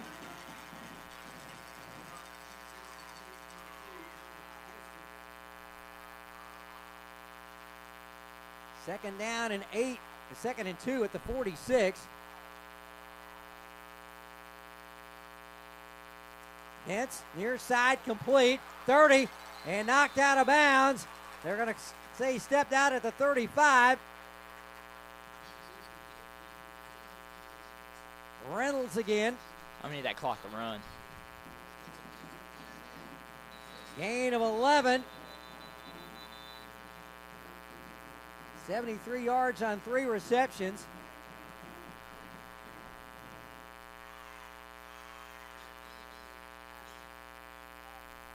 Timeout Wynne, their first of the half. 50 seconds left in regulation time. We'll take a quick timeout with them. Brought to you by Arkansas Farm Bureau, helping use what we do best. 50 seconds left in the fourth. Wynne 29, Batesville 21, back in 30. Do you have ants again? Spiders giving you the creeps? Bugs you can't identify? Yeah, stop pass. Call the hitmen at Will Kill. Jeremy Huey and his team of experts will get rid of those unwanted pesky pests. Will Kill also offers termite protection plans. Call the office at 238-2144 and speak with Amy, or drop by Will Kill at 101 South Falls Boulevard. For efficient and effective pest control, call Will Kill, your hometown experts. Will Kill. Will Oswalt and Hudson Hirons at Pioneer Stadium in Batesville. Both teams 2 timeouts left. 1st and 10. Clock will start on the snap. The play went out of bounds before the timeout was called, so it was going to start on the snap regardless. Each team. They're going to add 6 seconds to the clock. And you think the home team would not let the time run on their team. So the clock reset to 56 seconds. Both teams 2 timeouts left. Ball at the Wynne 35 on the near hash mark. Wynn's right side, spins, bends, looks right, throws, gets away from one man, overthrows the intended receiver Patterson at the 35, the line of scrimmage. Good pressure there from Wren and Smith, Anthony Smith. 51 seconds left. 2nd and 10, Batesville. Jacket 35, 29 Wynne, 21 Batesville. Touchdown and a 2-point conversion needed again by the Pioneers to tie it and potentially send us to overtime. Wynn's wide side, the right side. Slide in motion to the right now. Vince in the gun. Looks, screen, over the top, complete. Out to the 20. Across the 20, that's Murrah.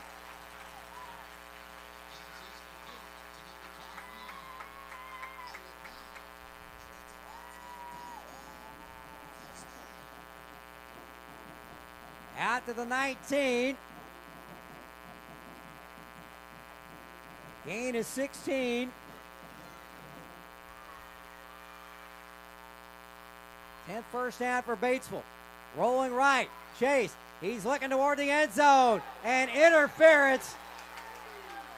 No doubt about that one. Grant O'Gwen just flat ran over Colin McHouston from behind. Again, that's not an automatic first down, but it will be half the distance to the goal line. That might give them the first down. Another jacket penalty. Their 5th.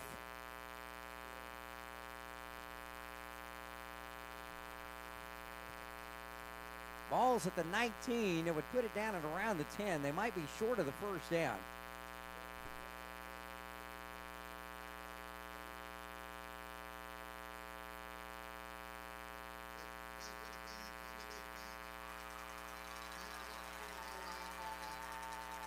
It's going to be first down and 1.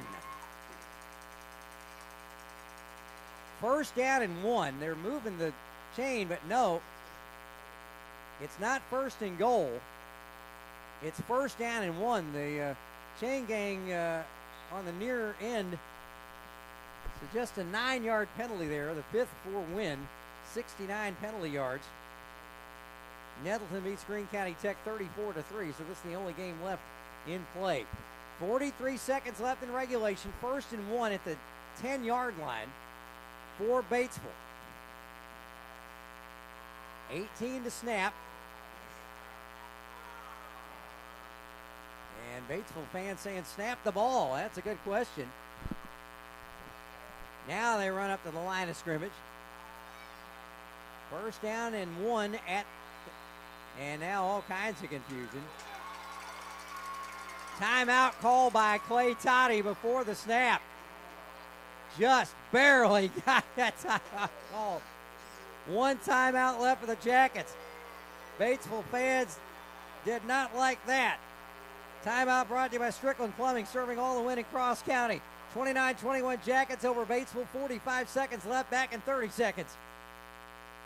Football season is here. So are the winning deals at Bull Motor Company. This month, score big on 2025 GMC Sierras and Chevrolet Silverados. Whether you're hauling for the farm, tailgating with friends, or loading up for Friday night lights, we've got the truck for you. Right now, get up to $3,500 in loyalty cash or $3,000 trade assistance on select models. Don't fumble these deals, they won't last long. Bull Motor Company in Wynne. Visit us online at bullmotorco.com. Get in the game and get Bull branded. We are professional grade. Batesville was letting the play clock run down, and of course the game clock was stopped on the pass interference penalty. And they ran up to the line, and just before they got the snap off, Clay Toddy got a timeout called. Jackets with one timeout left. Batesville still with two. 1st and 1 at the 10-yard line. Now what?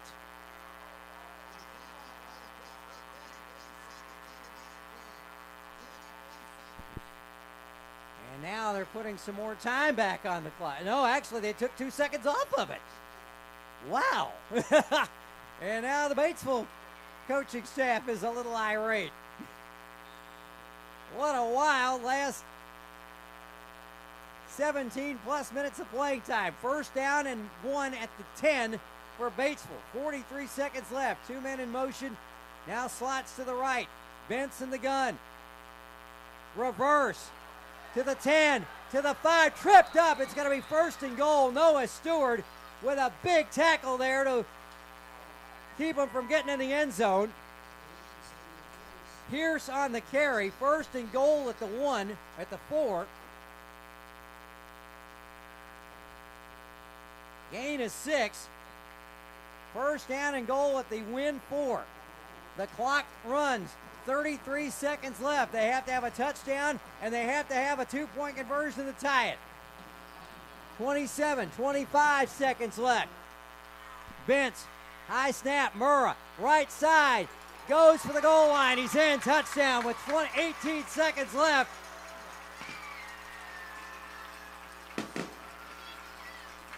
(29-27). Murrah with a touchdown catch and now a touchdown run. 18 seconds left in regulation. Batesville must get the 2-point play For this one. to tie it.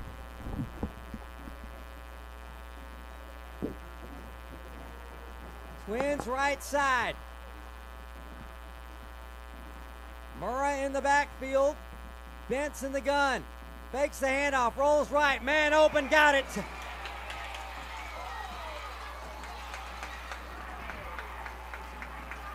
Bentz to Patterson for the 2-point conversion. 29-29.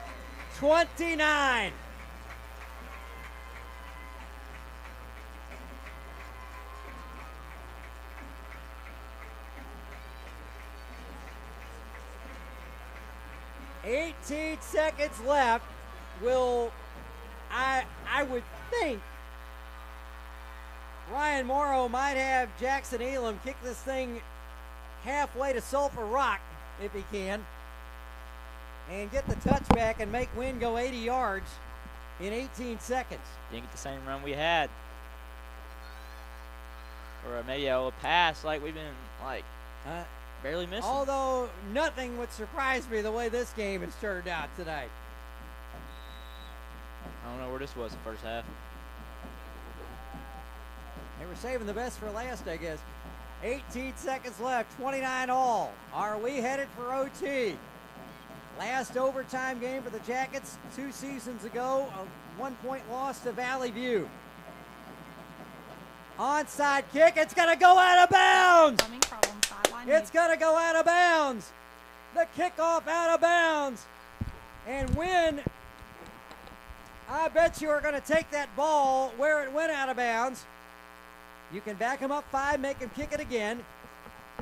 You can take it 25 yards from the spot of the kickoff, which would be the 35, or you can take it where it went out of bounds, and that was at the Batesville 49-yard line. Oh. How about that? What a huge error. With 18 seconds left, Wynne 49-yard line. All they need is to get into field goal range. 29-29 tie. Wynne, pitch, Wren, 45, 40, 35. Still on his feet, taken down at the 27-yard line. 22 for Wren, and a first down. Yeah, timeout. We need a timeout. A 150 long field goal right here. 158 on 19 carries. Timeout Wynne. We are going to keep it right here. It's the Jackets' last timeout with 7 seconds left. Ball at the 27. We will keep it right here, but this timeout brought to you by Will Kill Pest Control. Call the hitmen at Will Kill. Jackets are out of timeouts. From here, it would be a 44-yard field goal attempt. No. I don't know if Augie Smith has that kind of range. Give you a quick check of baseball. In earlier 6-2 Seattle over Toronto to take a 3-2 lead in the ALCS. Game 6 Sunday in Toronto. And the Dodgers 5-0 after 7 and LA over Milwaukee. 6 outs away from the World Series. And an upset in college football tonight. Number 2 Miami loses at home to Louisville 24-21. 29 all. 7 seconds left. No timeouts left for the Jackets. It's got to be something that gets them out of bounds quick. McDaniel in the gun. Rolls left. Gets out of bounds at the 29. A loss of 2 with 2 seconds left.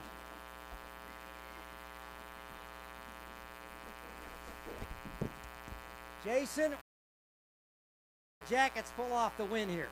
If we go to overtime, we'll take a 90-second break and be back to explain everything.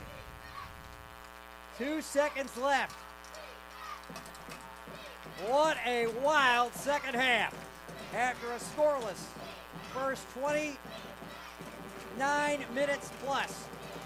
2nd and 12 and a flag. Did the Jackets let the unbelievable delay of game penalty after the timeout. Oh, brother.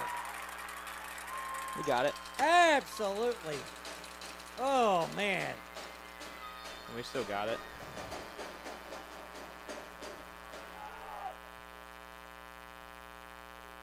Backs it up to the Batesville 34. 2nd down and 17. They've got to go for the end zone here. Batesville with 2 timeouts left.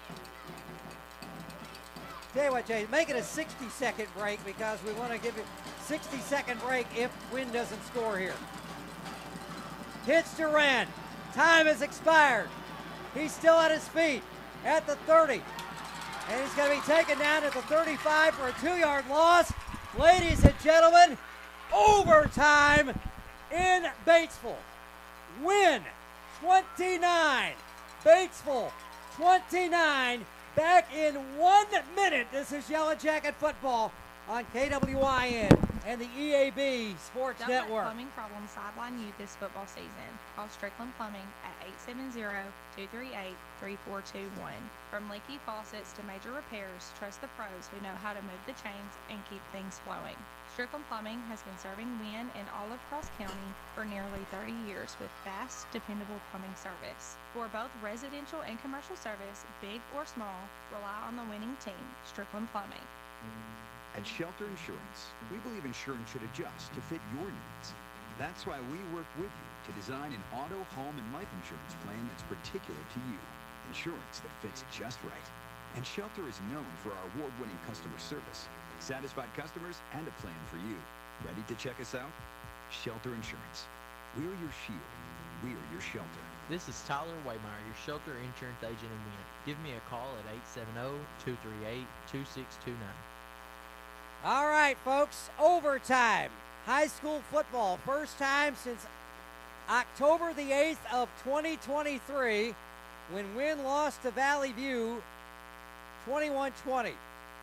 It's 4 downs from the 10-yard line. We'll have a coin toss. The winner of the coin toss gets to choose either to play offense first, whether to play defense first, or which end of the field that we will play on. Now, we're going to get they didn't start the intermission clock. So, the winner of the toss, again, gets to choose offense first, defense first, or which end of the field. Now, I can tell you that whatever end of the field is chosen, that is the end of the field we will play overtime on, regardless of how long it takes. The team that gets the ball first, they'll have it at the 10-yard line. They have 4 downs to score. Then the other team gets a chance, 4 downs from the 10. If the defensive team that has the team that plays defense first, if they recover a fumble or intercept a pass, they cannot return it. It's not like college ball or the NFL or the CFL. You cannot return an overtime turnover. The play is dead at that point. So, and then if we go to a second overtime, the team that lost the toss the first time around has the choice. Each team gets 1 timeout per overtime period. They do not carry over in the old rule. There's the coin toss.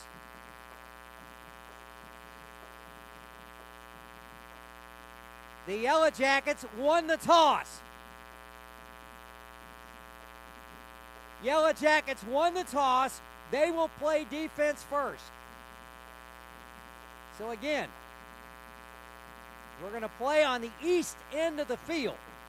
The only clock that is in play is the snap clock. So Batesville will have first possession on offense. 4 downs from the 10. Again, if Wynne were to recover a fumble or intercept a pass, play is dead there. They cannot return it for a score. And then the Jackets will have possession.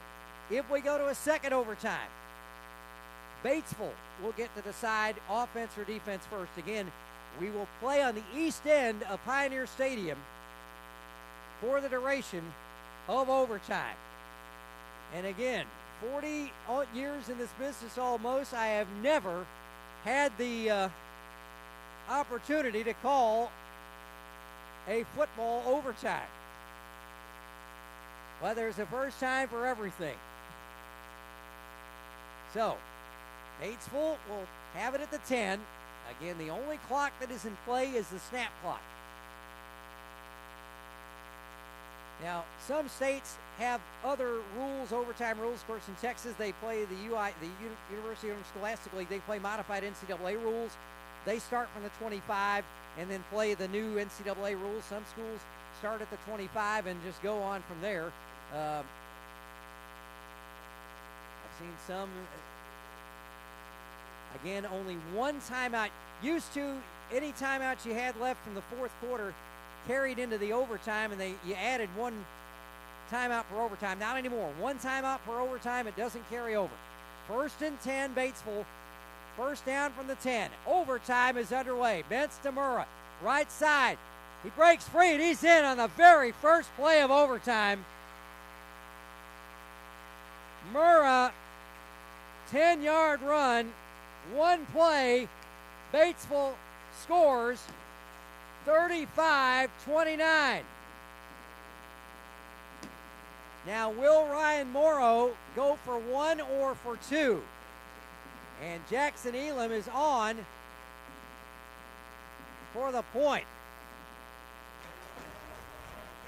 It didn't take long. Murrah's 2nd touchdown of the night.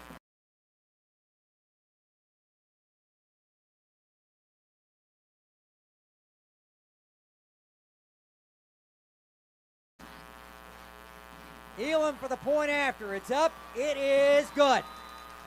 So Batesville, first overtime possession. One play. 36-29.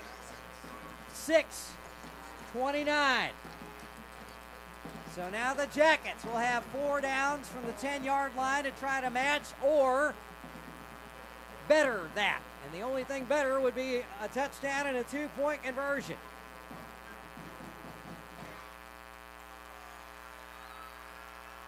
Again on the eastern end of Pioneer Stadium. What an unbelievable night this has been. Simmons Bank Friday night scoreboard show will be joined in progress because it's at 10 o'clock now. Wynne under center. Handoff. Braden Smith gets to the 6. Gain of 4. Second and goal from the 6. What do you think, Hudson? If Wynne should score a touchdown, all I need to do is just get it in there. We're all set. And would you go for 1 or 2? Ooh. I've been thinking about that this whole ever since they went to that field goal. I've been thinking about it because I really don't know what I'd do. Second down from the 6. Pitch to Wren. Left side. Hit by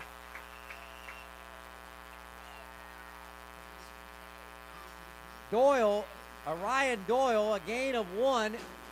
Third down and goal at the 5. Wren 21 carries, 157. Wynne 3 for 10 on 3 for 9 on third down tonight. Now actually they say no gain. Third down at the 6 for the Jackets. McDaniel under center. Tripped up, gets down to the 3. This is it, folks. Jackets must score or this game is over. Fourth down at the 3 in overtime. 36-29 Batesville.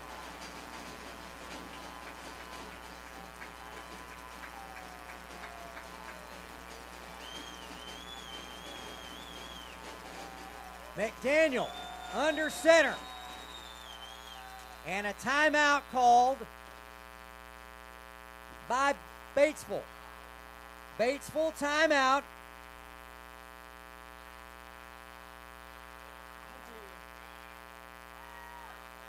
Timeout Batesville.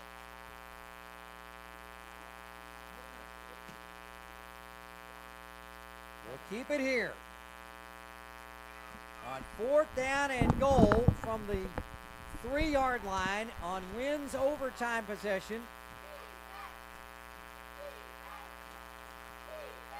Caleb Murrah, 10-yard run on Batesville's first play of the overtime. Wynne won the toss, selected to play defense first to see what Batesville would do, and it took them 1 play to do it. So Ryan Morrow calling the timeout to set the defense. Fourth down from the 3. McDaniel was going under center before the timeout was called. And he will again. Here we go. This is the ball game. Keeps it, no, hands it off to Wren. Wren is in! Christian Wren, 3 yards out, touchdown! And now, what will Clay Toddy do? Here we go.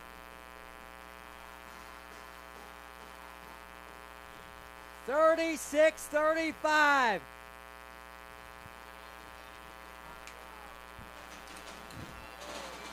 And I think Clay Toddy's going to call his timeout.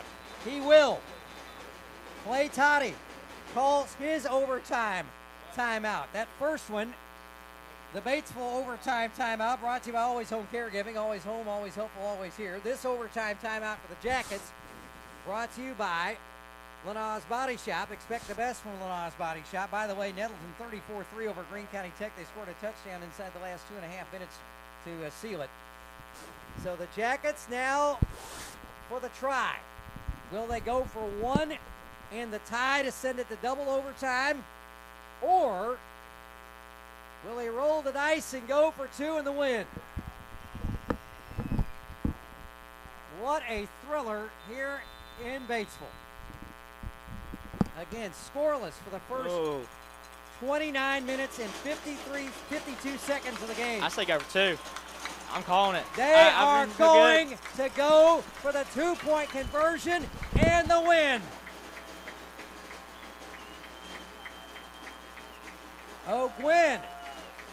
No, it's McDaniel. Rolls right. Throws. Back of the end zone. Incomplete. And the game is over.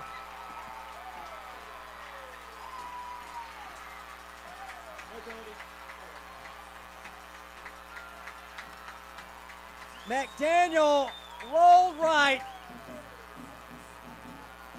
That's a fun. That's a fun. The pass to the back of the end zone. Still trying to see who it was intended for. But off the hands and incomplete. And the Batesville Pioneers in an absolute thriller tonight get their second win of the season, both in conference play. Wynne falls to 3-4 and 1-3 in the conference. In overtime, the final score: Batesville 36, Wynne 35. The Crossridge Community Hospital post-game show is next on KWYN and the EAB Sports Network.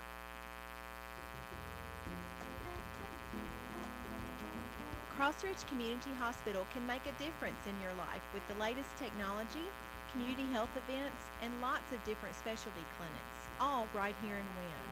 So before you jump into the car and drive a long way to get the medical care that you need, call us here at Crossridge Community Hospital. We could probably save you a trip. Call us at 870-238-3300.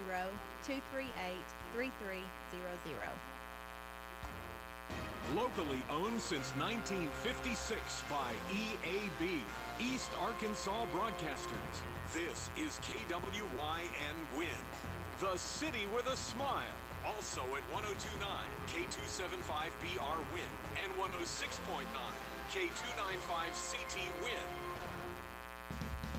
It's a mix and match special now at all Northeast Arkansas Domino's Pizza locations. Choose any two for $6.99 each for carry-out or delivery. How about a medium two-topping pizza, oven-baked sandwich, pasta and a tin, loaded tots, Domino's stuffed cheesy bread, bread twists, marble brownies, and so much more. Switch it up for lunch or dinner for the whole gang. The mix and match special with any two for only $6.99 each for carry-out or delivery. Only at your Northeast Arkansas area Domino's Pizza locations. Two Sisters Family Medical, providing care from the heart. Now available in our Harrisburg location in partnership with Delta Rehab Physical Therapy. Two Sisters Family Medical is also offering behavioral health counseling Monday through Thursday in Harrisburg and on Fridays at the Wynne location. We're your East Arkansas medical facility for DOT physicals, as well as family medical needs and skin aesthetics care. Call Two Sisters Family Medical in Wynne at 870-587-0900 or in Harrisburg at 870-578-5300. When getting the job done right is job one, you need construction equipment that's built right. From compact track loaders to the world's #1 selling compact excavator, the Kubota construction lineup features durable Kubota engines, more comfort, and the versatility to do it all and do it right.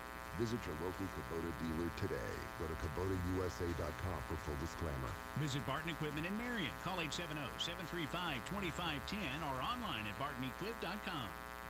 Always Home Caregiving offers companion care for helping with laundry or running errands, personal care, live-in care, overnight care, and transportation to appointments or activities. Each of their caregivers must pass several rigorous background checks, and all have obtained a clearance letter from the Arkansas Department of Health. Always Home Caregiving in Wynne is locally owned and operated by Amanda and Glenn Fuller.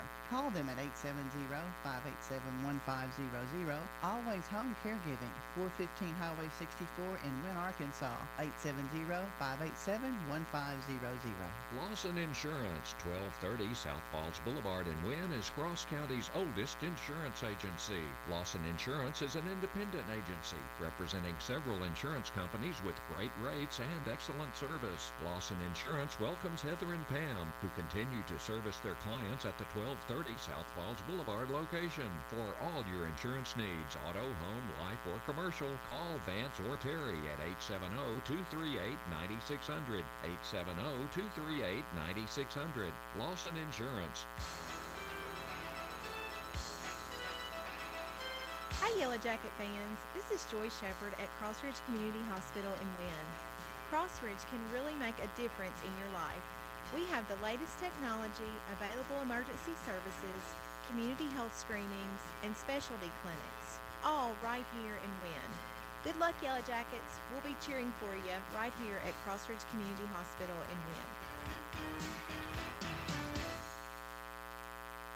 Welcome back to Pioneer Stadium in Batesville. The Wynne team lined up on the sideline in front of the Wynne band, playing the alma mater across the way after a second heartbreaking loss of the season.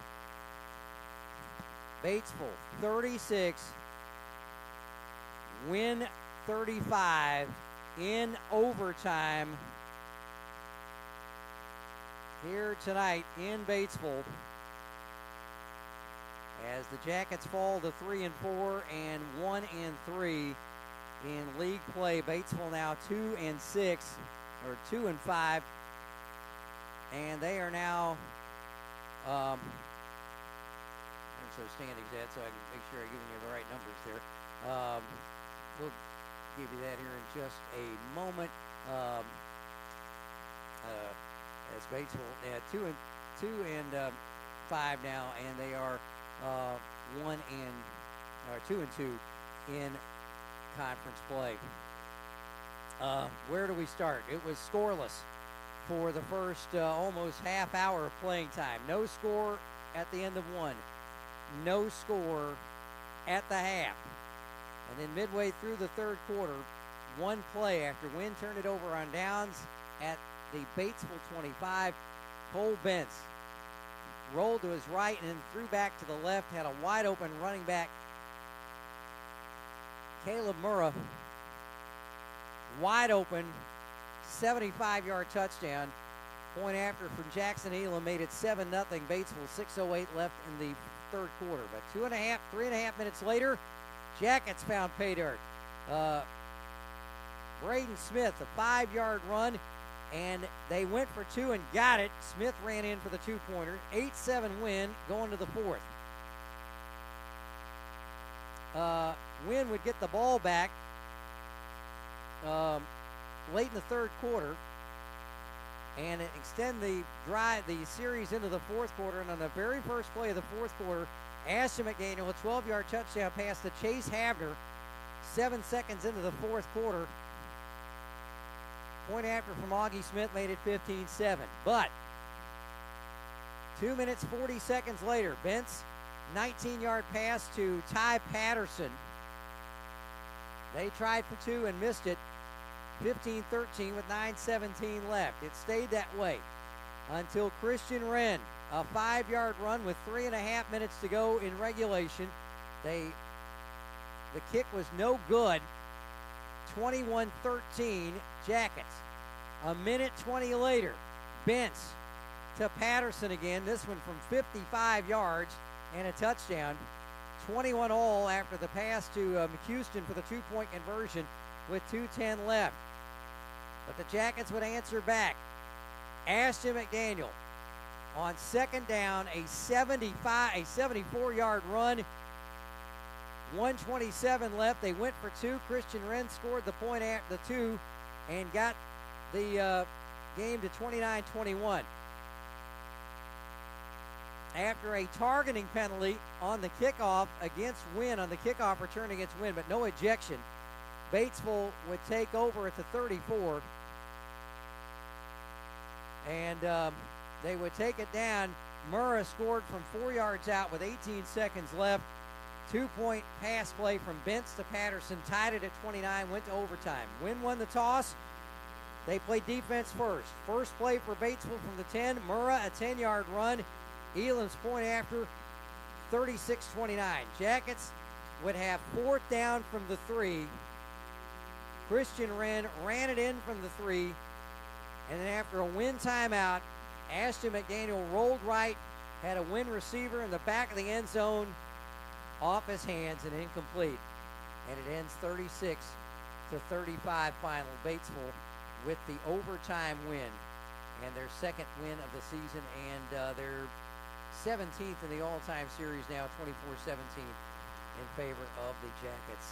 Hudson Hirons, wow, what can you say? What a tremendous effort from both teams. After a crazy first half with the penalties, we had a near scuffle, a little bit of a scuffle, nothing major. But what a second half. I feel like when both teams scored, they both came back and fought hard, mainly. I feel like our offense came back and fought hard, too, especially when we had tough times and they were scoring, we were scoring, just back and forth always. Just a good fought game right here. And it was a hard fought, and unfortunately for Wynne, another 1-point loss in the last 3 games as they fall in overtime, 36-35. More of the Crossridge Community Hospital postgame show after this on KWYN.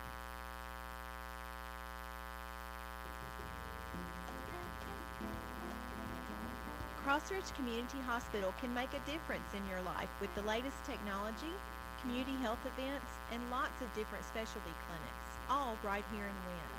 So before you jump into the car and drive a long way to get the medical care that you need, call us here at Crossridge Community Hospital. We could probably save you a trip. Call us at 870-238-3300. Hi, folks. This is Sean at Caldwell Lumber in Wynne. We do our very best to stock your needs for your small projects to your rebuilds. Shingles, plywood, insulation, plumbing, electrical, Benjamin Moore paint, flooring of all varieties, and of course, hardware. Milwaukee and DeWalt Craftsman tools. And for the yard work, Spartan zero-turn mowers, steel trimmers, chainsaws, and blowers. So for your small projects or your rebuilds, see us at Caldwell Lumber, Highway 1 in Wynne. If you're thinking about renovating an attic, spending more time in your sunroom, or building onto your home, a Carrier ductless unit is the perfect solution for climate control. Turn to the experts. Westmoreland Heating and Air Conditioning at 870-238-2752 for your Carrier ductless unit. It's efficient, quiet, and incredibly flexible when it comes to installation because there's no ductwork required. It's just one more way Westmoreland Heating and Air Conditioning in Wynne can make your home totally comfortable. It's game time in Eastern Arkansas. Whether you're supporting your team from the home or visiting bleachers. Taylor Arms reminds you that archery season opens September 27th. Youth Modern Gun season opens November 1st. And for everyone else, November 8th. And Taylor Arms has a new Matthews Lift X bows. Crossbows from the Mission Line. 10 Point and Raven. Arrows from Easton, Gold Tip and Victory. Game cams from Moultrie, Stealth, and Browning. And targets from Morel and Block. And don't give yourself away by swatting mosquitoes. Jared has Thermocell to keep them at bay. And it's never too late to pre-order those duck loads. Get armed at Taylor Arms, Highway 64 in Wynne. You've changed thousands of diapers, cut off hundreds of crusts, played hours of peekaboo and duck goose, because you do anything for your kids. That's why it's so important to protect them with life insurance from State Farm. I will help make it easy and affordable to help protect your family, no matter what the future holds. Because for the people you do anything for, life insurance could mean everything. Call me, Meredith Peeler, in Wynne today, 870-238-3800.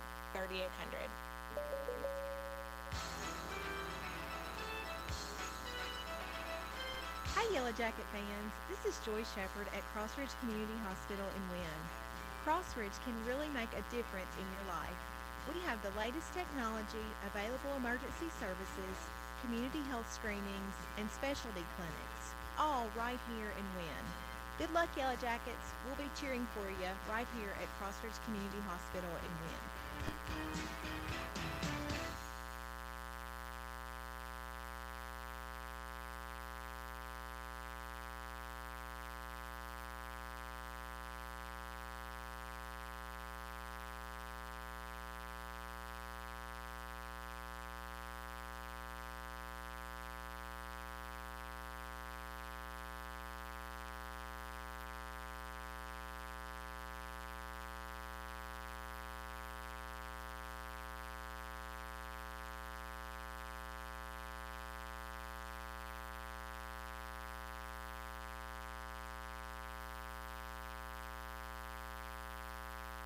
Your business is up against a lot of things.